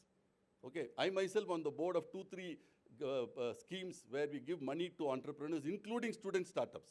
So there's enough money. But on the other hand, Madan said towards the end of his speech, nobody talked about a dreaded word. Okay. The nature of work is changing. First question to ask is the concept of a job or a career dead? My father was only worked on one private company, one government job right through his life. Okay, I worked 2 jobs before I became entrepreneur. Today, fellows don't even want to have job. They don't know what don't want to go to work. Everybody wants to sit at home. Okay. Second, if you look at going abroad, oh, there is a fellow with an orange color hair in the US. A lot of people are getting kicked out, those who are already there. What chance do you have? Europe is, looking at you very dirtily also. UK also says we don't have jobs for our own guys. Where will we give jobs to brownies? Canada is going whacking fellows, so is Ireland. So what's the point going abroad? Dangerous place, right? If you look at the future of jobs reports by WTO, World Economic Forum, very bleak scenario.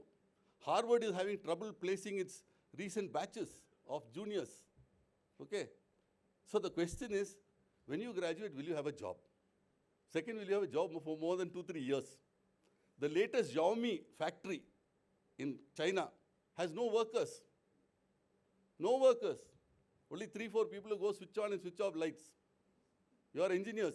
Will you like a job like that? Switching on, switching off lights. So people said there are only going to be 2 kinds of jobs in the world. One, those who tell the machines what to do, and those who do what the machines tell them to do. Where will you be? So it's a very tricky situation. My answer, you have to become the entrepreneur of you. You are the startup. Whatever you create then is the byproduct. But unless you are the entrepreneur of you and you keep reinventing yourself every 4-5 years, you are dead. Every 4-5 years, you have to reinvent yourself. You are the ultimate startup. And that's true for me. Okay, today, I get reverse mentored. I don't know anything about space, but I want to invest in space. So I go to much younger guys, and they say, Chandu, Leo. So I said, what, that Vijay movie? They said, no, not Vijay movie. Leo star sign. No, not that. Leo is low Earth orbit. Okay. constellation, all, so much. SpaceX has 4-year waiting line. You can do mobile launchers, you can do this, you can do that. I don't know shit about it. And Pawan is right. 2 sets of 3 words have helped me in my life. One set is, I don't know. The second is, I don't understand. And I tell people, like how you tell ChatGPT, explain to me like I'm a 5-year-old. I don't know.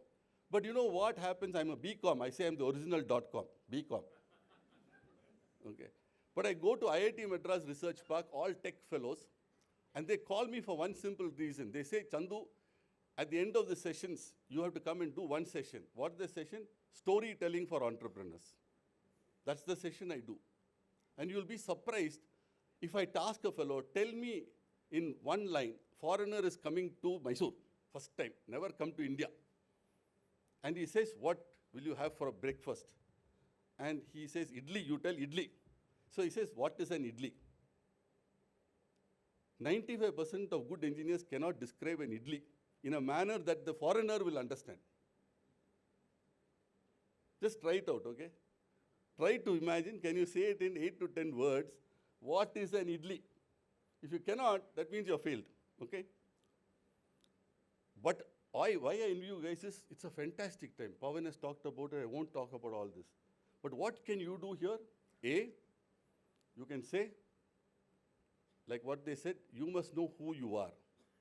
When I was finishing my BCom, I didn't know a thing about myself. I didn't know what I wanted to do. I only knew what I didn't want to do. Like he said, Pandit said, he fainted while doing dissection of cockroach. That too. Today I'm sure he has a lot of stock of Baygon in his house.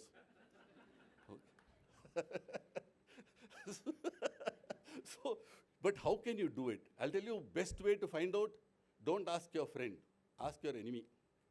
Enemy will give you enough input about you. What all you should not do, okay? And the best way to, today social media is a big thing, right? So post some video about yourself. And guys, tell me about my communication skills. Your friends will say, super, yay, mumma, etc. Your enemy will say, what, nonsense. Correct? So get out there, put yourself out there, get the feedback. It'll help you understand what to do.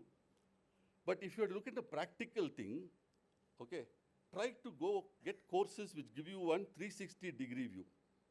If you have the choice to take electives, or like TiE Mysuru is doing, giving you a set of programs. Go and choose those kinds of programs, okay? Online, there are so many things. Figure out what you should do. Second, when IIM Ahmedabad, when we did this, first term we didn't know how to do a project or whatever. By the second term, we realized what you should do is try to have similar project mates across projects. Why? In one project, I'll be the lead. Another project, somebody else will be the lead. Third project, somebody else. One fellow carries the load, but he'll brief everybody else, he or she. And then you distribute that workload, become smart. How does it help you? In Israel, most of the co-founders are fellows who work together in the army. Only if you sweat together will you know the actual test of that person. You drink together, you'll never know. But you sweat together, you'll know. Who is that fellow who will give you the correct connection so that you can put the kick into the goal? That's what you need out here. You find out who are the fellows. You also get the right kind of internships. Today, colleges are just focused so much on placement. They'll take any random company, any place. That's a stupid way to do it. You really need to think about it more cleverly. So you have to start positioning your institute too in the right way. Today we are like a thali meal, South Indians particularly, you ask them default will be thali meal. Why? Because it has everything. It has what we call the RSUI, the good 6 tastes. Because we don't know how to take the decision of focusing on one. You go abroad, I'll have the tenderloin, the steak, with only some hashed potato or something on the side. They're very focused. So here we are like one vertical, horizontal eye. They're like one vertical eye, or a T. Very focused, very deep. We are very broad. I think we have to start getting a little more specialized, a little more focused in our thing. And you tap the alumni network. There are campus incubators. One of the oldest incubators, maybe the oldest, is in Mysuru. And then participate in contests. There are so many contests today. Many of them give you money also. Do not tell your parents you won. Added advantage, okay? But what I want you to do simultaneously, I found when I went into Asian Paints, I was dealing with Gujaratis, Marwadis. Their understanding of money is superb, yaar. They can do 5 and 3/4% calculation. I worked in a Gujarati company, Asian Paints. I couldn't even do 12 into 13 properly. So I didn't understand money for some time. I'm saying understand money. You ask all the people in the front row, the 90% will say, I made money mistakes. All of us will say. Madan, you would say, when you did that first thing, even how you got funded or what all issues you had, all of us have made mistakes. Get a good understanding. Learn some other language, ideally foreign. You'll actually see, you'll become far better, very, very better. I didn't know how to negotiate. These Marwadi, Gujarati, Baniya fellows ran rings around me. I completely lost 2 years, didn't understand what they were doing. I found I'm losing every time. You have to learn to negotiate. For example, what is the word that we hear most often in our life? Most often, from when you're a baby, if you're an English baby, okay? What is the word you hear? It's a simple 2-letter word. No. What is the toughest journey? Making 2-letter word, 3-letter word. Yes. Very tough, no? But that is what entrepreneurship is. Converting 2-letter word to 3-letter word. That's what all of you will learn in this program. How to do that, how to do it better. I don't know how many of you remember this movie called Aradhana, very old movie. But in that, the fellow sings one song to the heroine who's first wanting to be friend more than friend, but first doesn't want to say, I want to be a friend. So he says, Bago mein bahar hai. She says, hai. Kaliyon pe nisar hai. She says, haan hai. Oh, tumko mujhse pyar hai. Na, na, na, na, na, na, na. But at the end of the movie, by the end of the song, he says it very fast because by the time he's done it 3-4 times.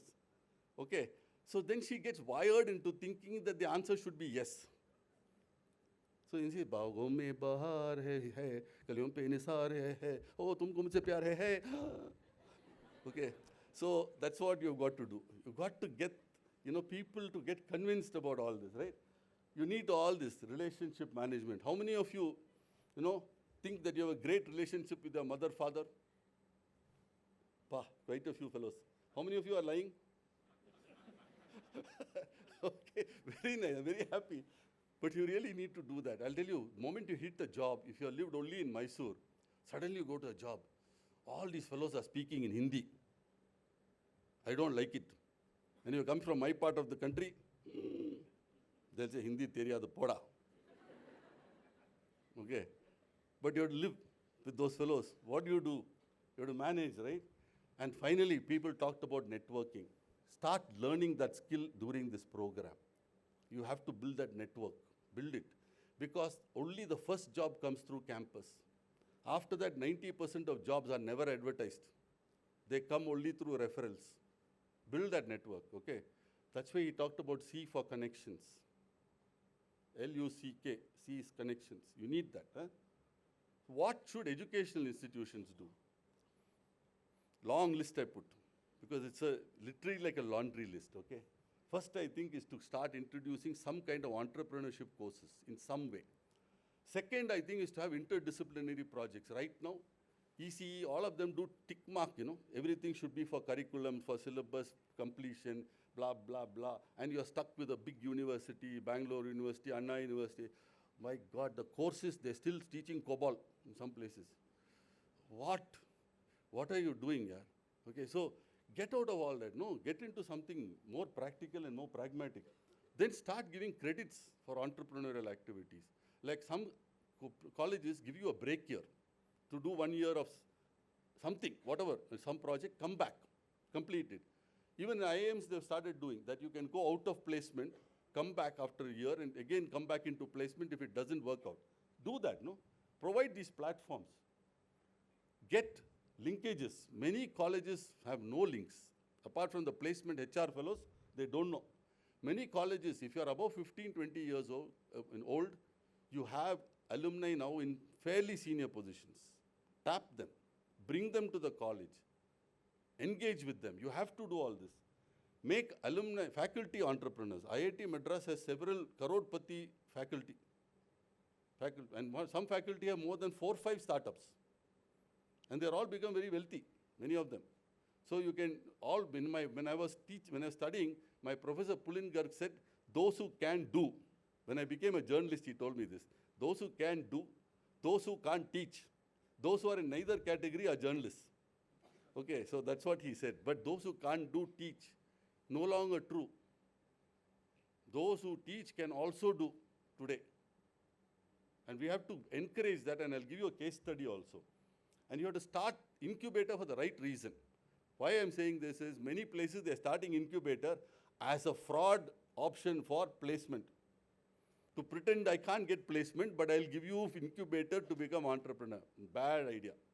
Don't start it for real estate also. You know, many people started for real estate who started to make money from the incubator. You can do it after 7 years. Till then you have to see how to fund it, how to really support it. If you don't have that mindset, your college will die. And the colleges are dying. So if you want to be relevant, you have to be like a startup yourself. And finally, you have to start creating IP internally, because innovation starts from there. Okay? So I'll give you a case study of this college which I was involved with, not the college, but the incubator. So if you look at it, we started by creating one very simple fundamental rule we put was the incubator is a commercial venture which will be separate from the academician. And it will have a professional CEO running it. So you need a proper business plan for the incubator. Second, you have to be prepared to fund it for about 5 to 7 years. The government will not give you money initially. It will also ask for a lot of things. But what we did was create policies. The policies we created: incubation policy, faculty entrepreneurship policy, a student startup policy, and an IP, intellectual property rights policy, all of which are being assiduously implemented, okay, with a very clear thing. And if you look at it, in terms of IP, in the last 5 years, we have got 132 patents, which have applied for in some way or the other. 27 have been granted, 51 have been published, 48 have been filed. We've already also been getting into other areas like copyright, trademarks, etc. So, and then we started creating our own IP cell. So we have full-time IP person. Now, this is the kind of support that becomes meaningful for faculty also. Because then they say, okay, I'm publishing a research paper, I can patent it, the university or the institute is supporting me in doing it. Tap into state government grants which gives IP support free. There's lots of it. All of it you should tap into. That makes the faculty feel I'm not just a teacher, an administrator, a grader, but I'm somebody more useful. Okay? You really have to work towards that. And look at the impact we've created in terms of startups in the last 7-8 years. We have incubated 134 startups, 75 have graduated. We've got 106 partnerships apart from all this. We've got 151 crore. These startups in turn, if you were, I didn't put that slide, in turn these startups have created several jobs, actually got so much of revenue, got so much of funding, all that we did. The outcome for the university is also very interesting. Because of our incubator, the university's rank has gone up. It is now in the country's 11 to 50 bracket for innovation. So if you look at it, for a college, you can actually see the measurable impact, but it will take you 7 years to really work at it. But it's an important step, because to feed the tiger, you need to have all these things in place. Okay? Here, this is very important, because TiE is one part of this, but there are other parts of it. I will not bore you with this, but what I would request that we do as this thing is, there is something called a startup ecosystem canvas. We have to work towards, and TiE has to be the catalyst.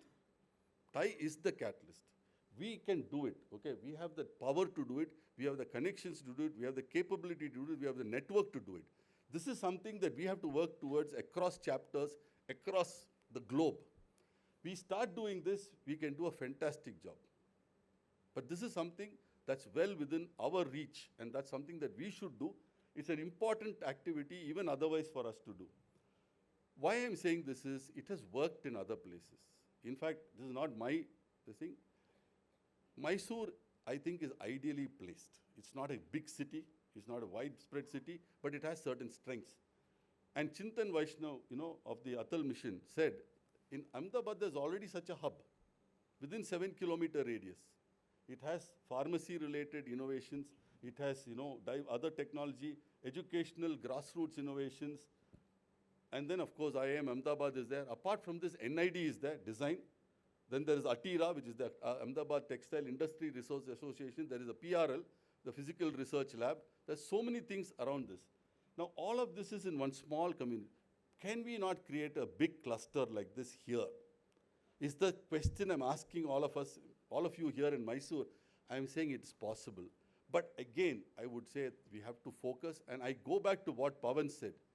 The real entrepreneurship is not only in tech, but it is bringing tech everywhere. Food, I think, is an obvious choice for Mysore.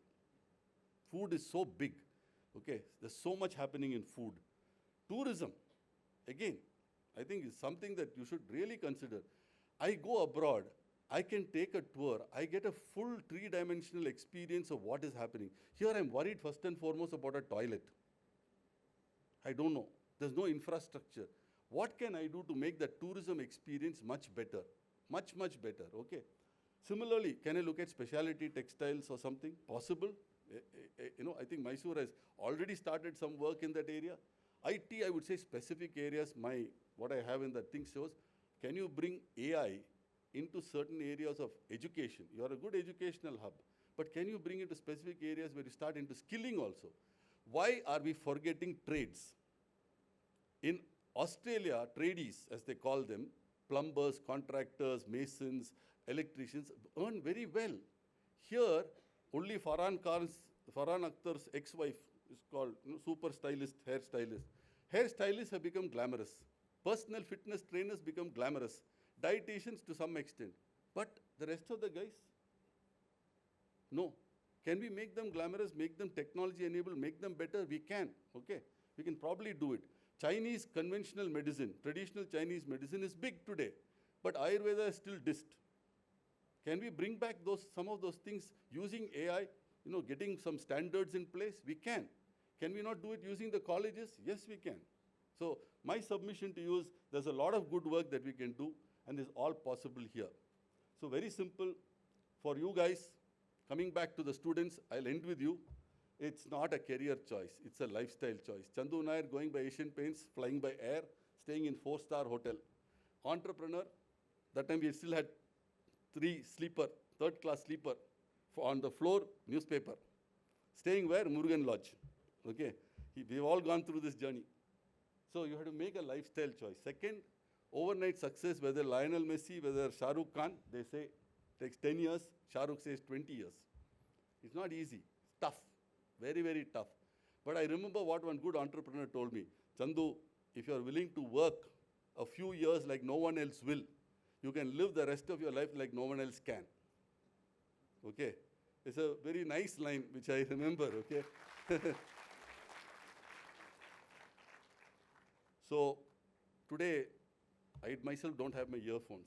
But we say to hear opportunity, you have to be at the door. But 90% of us all the time buds, earphones, AC room, inside. When we hear the room, we don't even hear the door unless Swiggy fellow calls on the phone. No, you can't do that. You have to be there, out there, okay? So this is what I would recommend that you do. And there's a lot of opportunity for all of you. So with this, I'm coming to the end. That I found there are 3 types of experience. There are 3 types. I've been one of each of them. One, those who make things happen. Those who watch things happen. And those who wonder what happened. Okay? So first one is the proactive guy. Okay, he'll be the one who makes the most money, because like what he said, luck is knowing where the ball is going to be. Okay, the second one is a reactive guy, but he reacts in time, and the third guy is the inactive guy. Okay, I've been all of this, and I can tell you that my consulting company, I was inactive. My .com B2B made money, sold to Satyam, but the real money I made was in the KPO, where I was proactive. With this, thank you, ladies and gentlemen. I hope you had a good understanding. And I'll leave you back to it. It's great being here with all of you. Thank you, sir, for inspiring us. And we have, we want to keep the forum open for some Q&A. 2-3 questions we can take. Anybody wants to interact. It can be to anybody.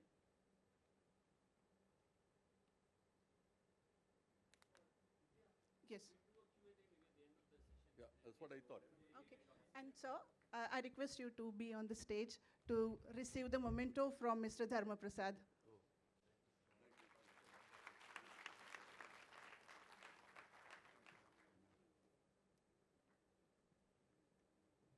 It's now time to recognize the support and involvement of our institutional members.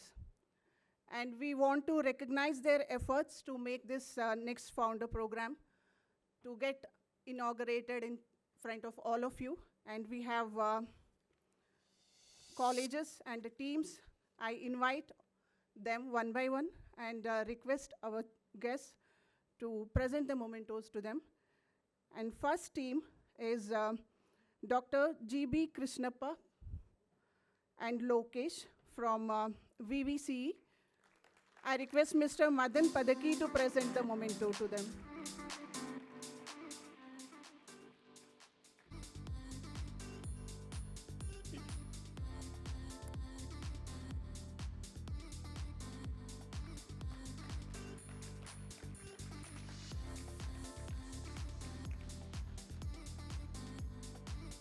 Rao to come on the stage to present memento to Dr.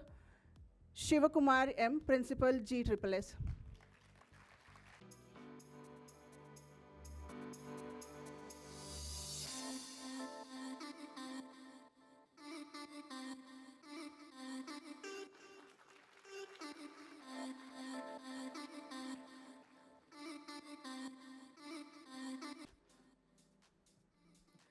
I request Mr. Ajit Pai to join us on the dais.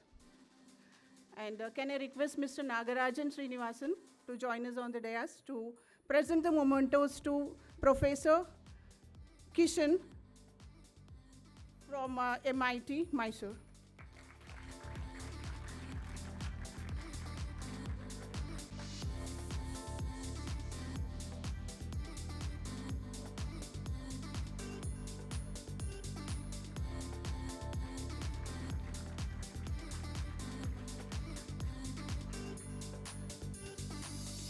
For MIT Tandapura, we have Dr. YTK and Professor HK Chetan.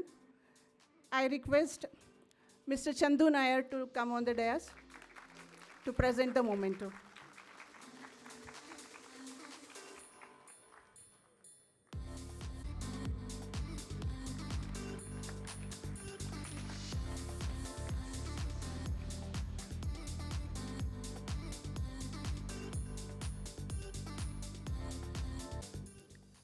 Team NIE, Dr. Likith Kumar.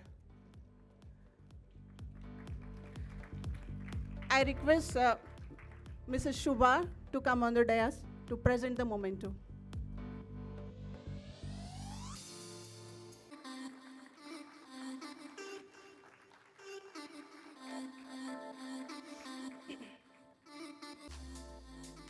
I invite Mr. Shabarishan on the stage to present the memento to Dr. Pavan from PES Mandya.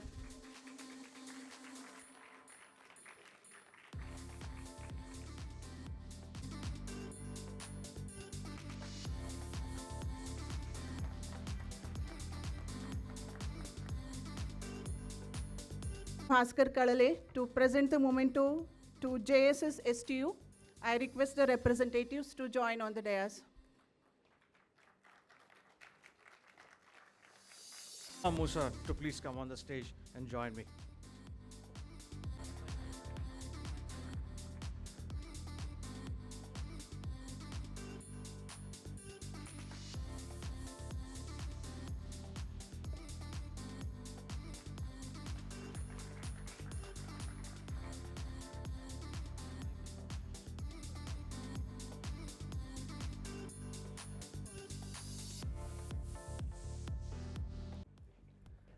Once again, a big round of applause to all the institution members.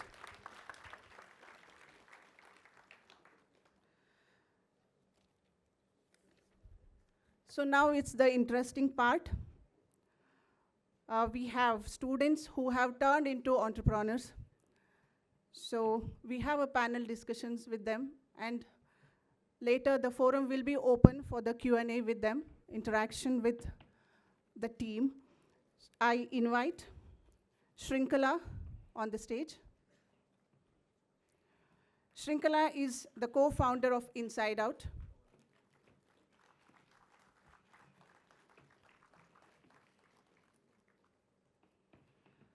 Adarsh Ramesh, founder of Inside Out.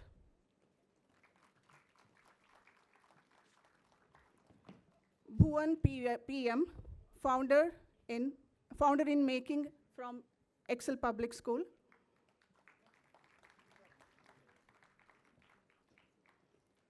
Prithvi MP, founder of My Chess Lab and Gen Vision Technologies. To moderate this panel discussion, we have Mr. Srinidhi, founder of Cinefian, associate member of TiE Mysuru.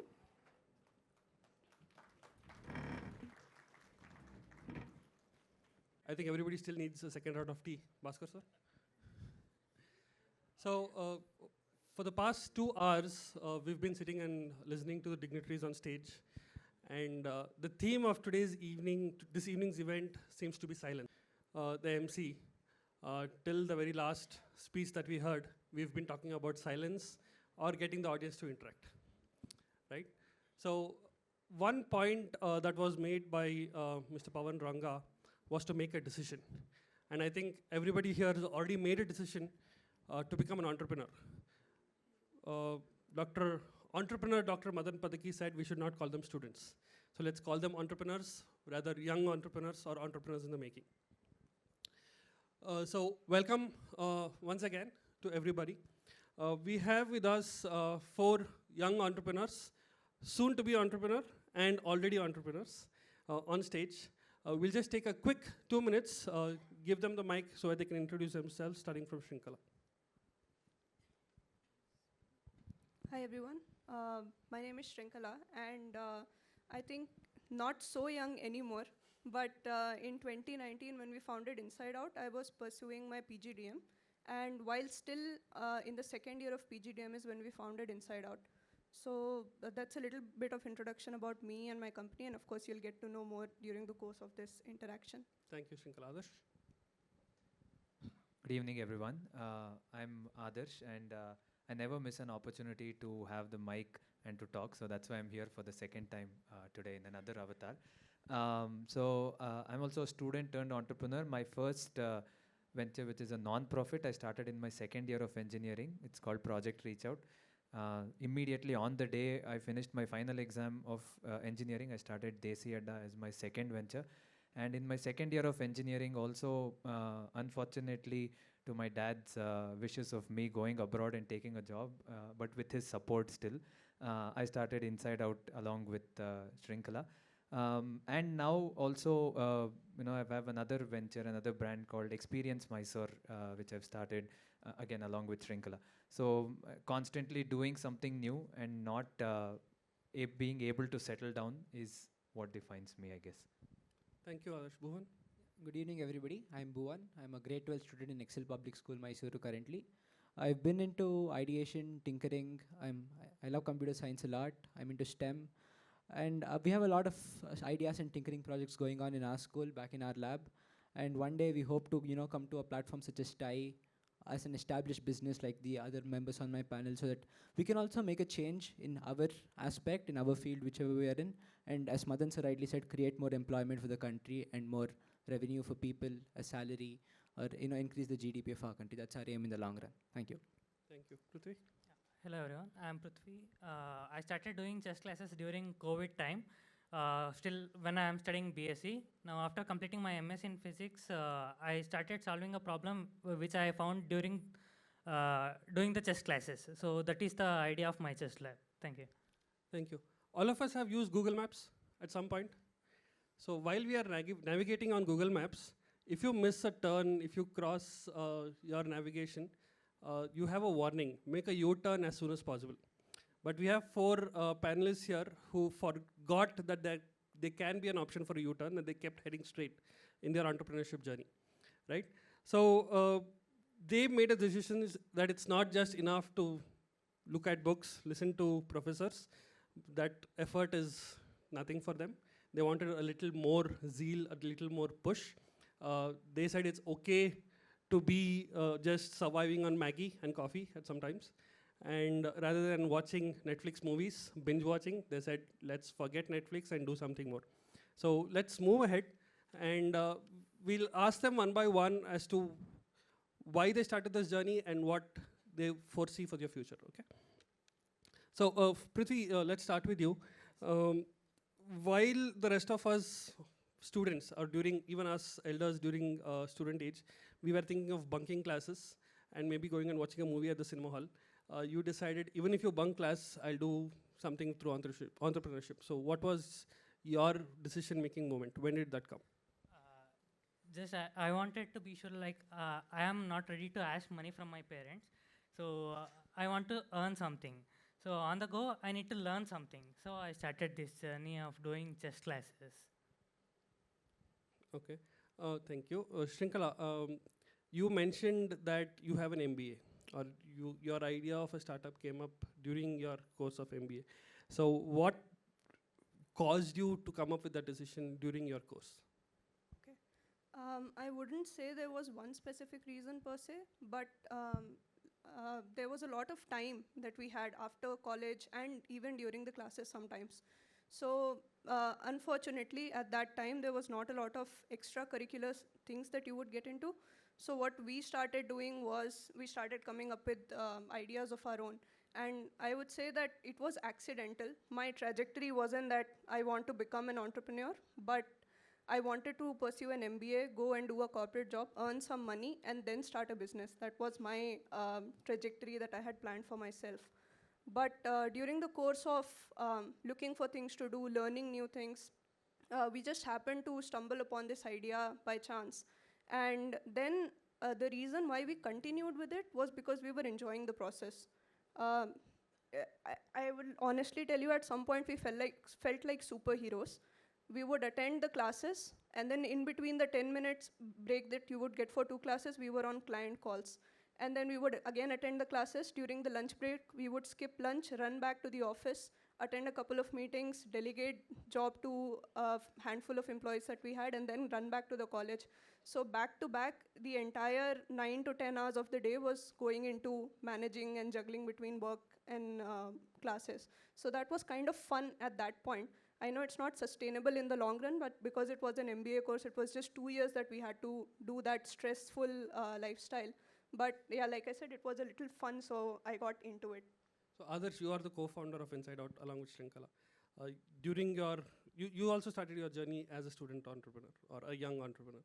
So were you too much bored with lectures? Did you come up with the idea during an examination saying this stress is not, there is not enough stress? Do you wanted more? What is your take on that? So just to add one point to what Shrinkala said, that running around between college to office, that office space was Excelsoft Technologies, which all of you might know here. Excelsoft office was very close to Myra School of Business, where we did our MBA. And that's why we were able to go there and come back. And Mr. Sudanma was kind enough to let us use part of Excelsoft's space at the back where we set up the team so that we could go and come back during classes. So that was one point that I wanted to add. And yes, to your question, I touch wood, thanks to my good genes and my ability to memorize things and gattodio character, I could ace through my exams throughout the life. I was academically very good. My 10th standard, I got 606 out of 625 at that time. Now everybody gets 625. Either the exams have become easier or everybody has become smarter.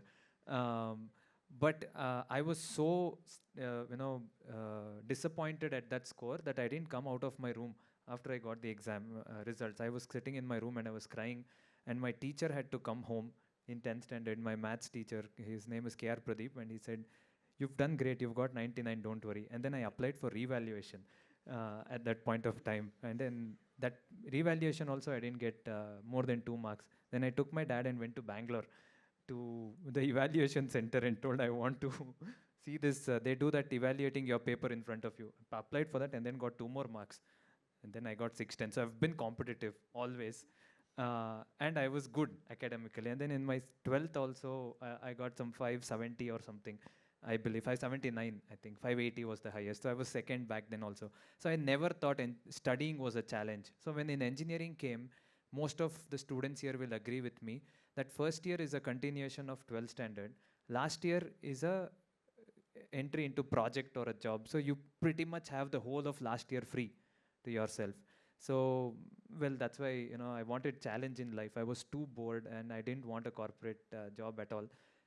So, well, that's so my how many reason. students here feel bored at class? Professors, please don't look back. Okay, all the hands are up, okay? I hope all of you join, this entrepreneur league. So speaking you of... will never be bored. Thank you, Adarsh. Speaking of teachers and classes, Bhuvan, you are still in the journey of education. What do you think your professors think when you are on this journey? Have they told you, no, finish your studies and then get on board to the entrepreneurship bandwagon? What is your take on that? I mean, up till this year, it hadn't been that way. I think class 12 people try to get a little more conservative, ask you to get back. But since I'm part of Excel Public School, they're supported by Excelsoft Technologies also. So even within the school, there is this culture of fostering project and entrepreneurship among students. I think it was during the lockdown, we had an initiative called Excel Young Entrepreneurs. I was part of it ever since then. We had a person called Mr. Srinath run it over then. Initially, the plan was just to show the students how exactly a company works. So if you, it's on YouTube, if you go back to the initial stages, you would see 8th graders, 9th graders pitching their ideas. That's an ideathon. And post that, Atal Innovation Mission from the Government of India conducted a lot of competitions. So even that time, I think 2021, 2022, that's when government also started telling entrepreneurship at college and school stages also. And fortunately, one of our projects was selected there. So this was a mix of things. Just like Adarsh sir, even I don't struggle with academics a lot. I've been pretty good till now. If you go talk to my teachers, they would say that Bhuvan only attends 2 out of 10 classes. That's one thing. But that, it's not an excuse to bunk classes, rather it's more of learning something beyond, right? For every student, you don't need to spend the entire time sitting in a class. If you are good with what's going on, I'd say you venture out, try to do something that challenges you and learn something new. So whatever field we try to get in, be it agri or be it tech that we were working on back in school, we made it a point to research a lot about it. So that even when you go back to the teacher and they ask you what you did, you have something to say, right? So that builds credibility in terms that you're not missing classes as such. You're doing something that's elevating your expertise in a certain domain. That's what I would say. Prithvi, going a little outside the college domain, or linking back to the college domain, you switched from a major in physics to something into IoT and engineering right now. So what do you think is your take on that, and what do your parents feel about it? Because a lot of students here are here today because maybe the college asked them to come. They may still be thinking, what will my mom and dad say, right? So what is your take or advice to your students? Actually, it's not a switch. I took my MSc just to convince my parents, okay, I'm studying something, and that too in physics, so definitely there will be a job. I wanted to do this entrepreneurship thing. That's why I began during BSc itself. And after completing my MSc also, like they were concerned about where he'll get job and etc.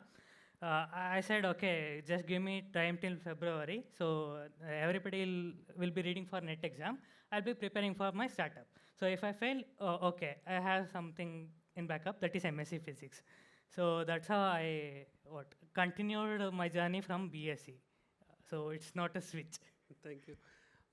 Adarsh and Shrinkala, both of you started your journeys during your college time. Looking back and where you are today, do you think it is challenging to concentrate and get marks, or do you think it's more challenging to ask an investor to fund you?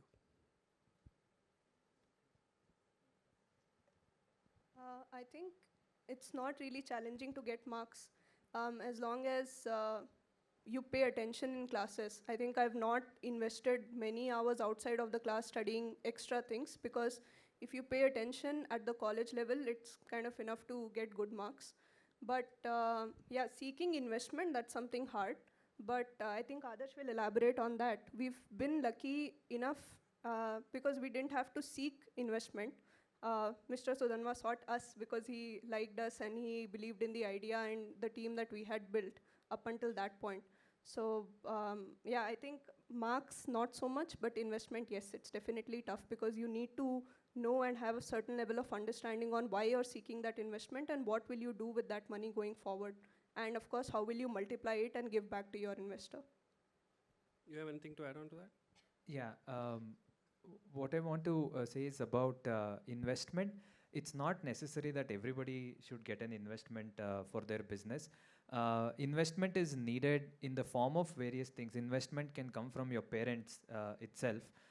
If it is something that you think that you can build, or rather it's not scalable. Your parents are your first investors, and that's what I told my father also, that for the next 2-3 years, I'll be entirely dependent on you. I will be paying salaries to everyone. I will not take money for myself because that's not how an entrepreneur works. Everybody in my team will be richer than I am. Everybody will have an iPhone. I will go from an iPhone to an Android to maybe a 1100 phone, but it doesn't matter. So he took care of me all the while, and then he set targets and said, you do this and then you do your MBA if you're not that successful. Then I went and did an MBA. And then he said, after an MBA, you have to get a job. And I again started something over there because I was very much convinced that that was something that depended on my own creativity, intelligence, and I had a team, I wasn't alone. So parents were the first investors. But I needed investment because I wanted more of a mentorship, more of somebody who would walk the journey with me, who has walked the journey, who can guide me, who can mentor me, because I'm going to make a lot of mistakes. The investor and I, both of us know we'll make mistakes. So if you only take money from someone who knows that you won't make a mistake, it will not succeed, because you will only try to do something to make that investor happy. And what makes you happy is taking risks, and that's why you became an entrepreneur. So it's not about seeking investment. The step before on realizing whether you need an investment is hard. Once you realize and once you're convinced that you need it, you can convince an investor. So self-conviction, I think, is the step that's more important. Challenging yourself. Bhuvan, speaking of investment, you are still a student. So speaking of investments, speaking of investors, and speaking of parents, a lot of youngsters here or young entrepreneurs think of it as high fund awards. What can you tell young entrepreneurs here to say that it is okay to become an entrepreneur and not get a government job, like what Mr. Chandu said? Right. So I'll just like to talk about one occasion where we met a certain angel investor in Bangalore. We had taken our idea over there, and their thought process is different from what we think in school, right? In school, you're mainly taught how to do something, school, college, whatever. So you think in the shoes of how can I achieve something? Say it's a startup idea that you want to do. You start thinking, how do I do it? Then decide whether there's a market or not. But if you can switch it to first know if there's a market, and then think about how to do it, and have proof of concept which you can take at a very low investment, and then go to an angel investor, there is money out there, right? People are willing to bet on you as a college student, one, because even the government encourages it, and off late, enterprises coming out of colleges are also making it big. So it's not a high funder word as such. It may be a jargon in the startup world, but for you to understand what exactly it is at the ground level stage, if you're thinking about something on the right track with the proper market research and with an idea on how to execute it, people are there willing to give funds. So I don't think that should be a problem going ahead. You should always keep your options open. Entrepreneurship is not for everyone. Your interest may lie somewhere else. But I would say do give it a try.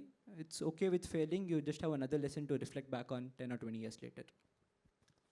Moving on to what actually helps, Prithvi, what is, according to you, a good hack that a student can follow that has secretly helped you? Maybe good resources, good tools, good mentors. What do you think is actually helping you? We have to start, like, if you think like we'll learn everything and if we start, then it doesn't work. So we need to start. Wherever the idea is, we need to start at that moment. And yeah, nobody knows everything. So we have to be shameless to ask for help. That's the two main hack. It helped me a lot to be in this journey. Adarsh, what was your first aha moment as an entrepreneur? Like having your first customer, making the first million, whatever it could be. don't know if I made my first million to answer that yet. My aha moment, more than that, I remember my IO moment more. So I'll come back on the aha moment later. IO moment was when I started Desi Adda. I was in electronics and communication, E&C engineering, like many people here might, and I knew how to build a website. So my friends and I sat and we built a website, and I knew I want to sell handicrafts and all that. So we took pictures and all that, put it on the website, and the website went live. That moment I thought I'm the next Sachin Bansal or Binny Bansal or whoever. Flipkart was big at that point of time. It's still now, but it was like the talk of the town. And I see there's no orders at all. And to my shame, even my parents also didn't order at that point of time. And then next morning, I went and told my dad. And then he was the first customer. Ayo Papa has done something. And he bought the moment. That was first Ayo Papa. And then there was a couple of people working with me. I told them, you go tell your parents to buy. Turned out their parents also didn't buy because the website was slow. They didn't like it. I'm like, ayo, this website is bad. And then I was like so annoyed. I removed all the product discounts, whatever different categories. I said 50% off everything. And then I see 1 or 2 orders came. That too, my friend's parents bought it. And then lastly, I got so frustrated at night. I removed pricing, the rate itself, 100% discount. Anything you buy on the website is free. And I put it on my WhatsApp status also. Still nobody bought my products. And that was ayo, what am I doing? What will I become as an entrepreneur? So that is my IO moment, which I'll never forget. So going from IO moment, do you have an aha moment, Srinkala? Because you work as a co-founder with them. Right. I think there were many small aha moments at the start. When you venture into something, both of us are first generation entrepreneurs. So of course, there was a lot of learning that had to happen. So I think first aha moment that I personally remember was we were just doing social media. We called it digital marketing, but essentially what we were doing initially was only social media management for a couple of brands. And then the first time we ventured into an ad campaign was our aha moment because somebody was paying us money so that we could run ads, they could sell the products, and we could multiply that money. We didn't really do any course, or we didn't really have any idea of how Facebook ads or Google ads worked at that time. So there was a free course by Google, it was called Skillshop. That's where I personally learned to run Google ads and run meta campaigns. And after that, the first client that we had gave us 25,000 to run the ad as the ad budget. The management fee to run the ad was just 8,000 rupees.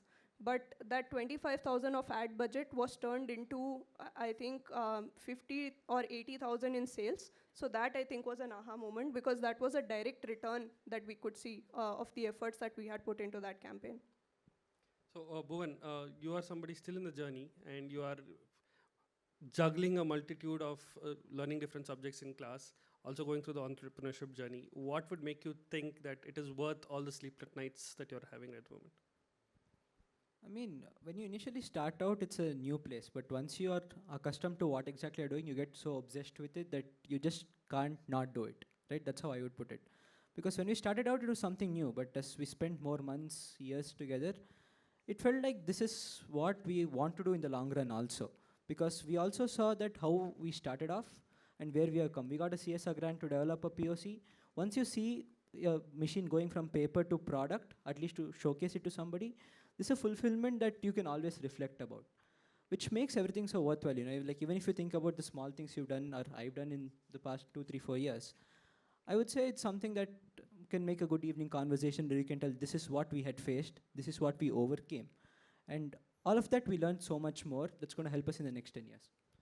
So all of this may be a foundation stage for what's coming, but from knowing how worthwhile it was to do all of this, I think you can project how worthwhile it's going to be to go on the next step. So that's what I think is more fulfilling for me. Okay. So speaking of aha moments and IO moments, so let's hear a small poll from the audience. Make some noise, clap your hands. Which do you think is going to be a good aha moment? Making your first customer?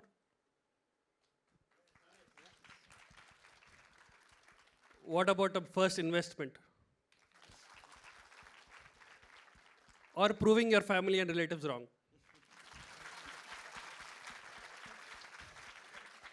Right? So we are almost out of time. I'd like to take 2 minutes to thank the panelists here.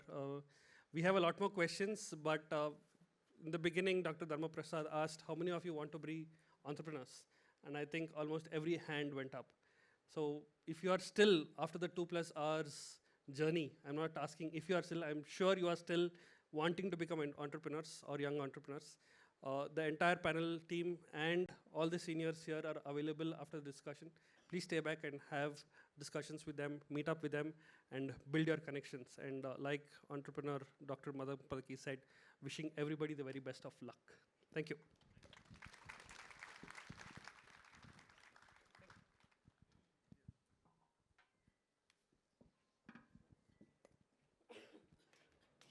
So thank you. And I request all of you to be on the stage, please. So I request Mrs. Salma Musa to hand over the memento to Mr. Srinidhi.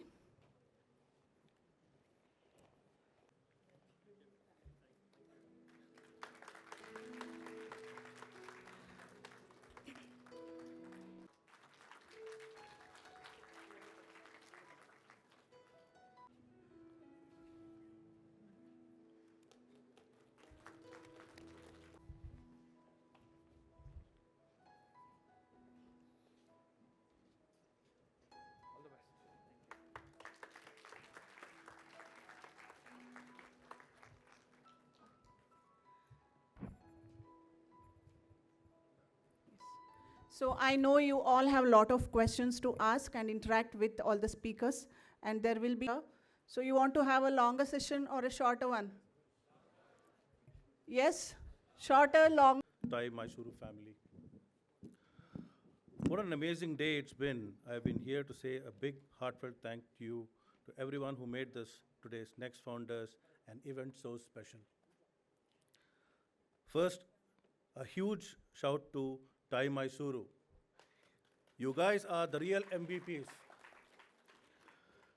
You gave us this awesome platform to learn, pitch, connect, and dream big. Thank you for believing in NeXt Founders and helping us take our first steps. The saying goes that it takes a village to raise a child. Today, we have demonstrated that it takes an entire ecosystem to nurture entrepreneurs. With TiE Mysuru, our academic partners, industry collaborators, and the broader community working together, we have created that ecosystem. Celebrating today's outstanding contributions, Mr. Pawan Ranga, I would say entrepreneur Madan Padaki, Mr. Chandu Nair, Mr. Bhaskar Kalale, Mr. Ram, Dr. Dharma Prasad, Mr. Adarsh, Ms. Shrinkala, Mr. Srinidhi, Mr. Bhuvan, Mr. Prithvi, Ms. Apti, and TiE Mysuru. Student entrepreneurship shows how ambition and academics can go hand in hand. With resilience and creativity, young minds can build real ventures no matter their age or stage. To our committed partners, academic institutions, VVCE, JSS-STU, NIE, GSSS, MIT Mysore, MIT Tandapura, and PES Mandya. Your institutional support is the backbone of our success. Supporting organizations, ExcelSoft, Equalizer RCM, Skevan KDM, TiE Global, and JCAC, your support enables our vision. To our inspiring NeXt founders, over 200 plus participants here today represent the largest gathering of potential entrepreneurs in Mysore's history.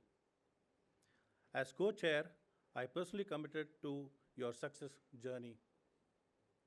Thank you all for making this launch a resounding success. Together, let us build the future of entrepreneurship in Namma Mysuru, one NeXt founder at a time. Thank you. Jai Hind, Jai Karnataka.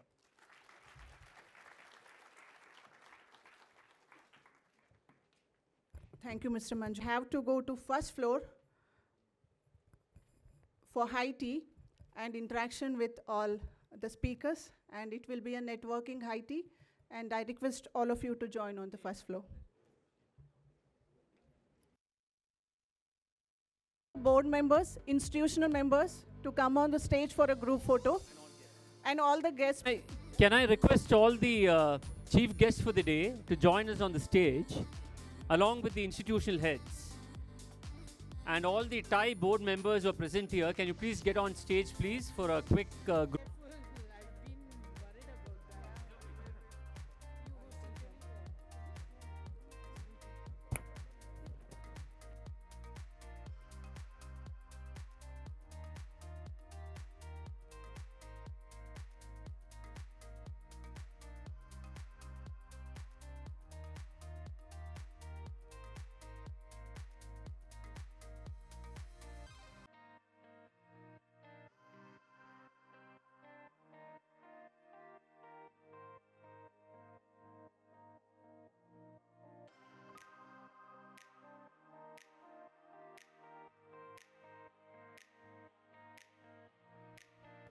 Students, if you'd like to take a picture, you can do so here. There's also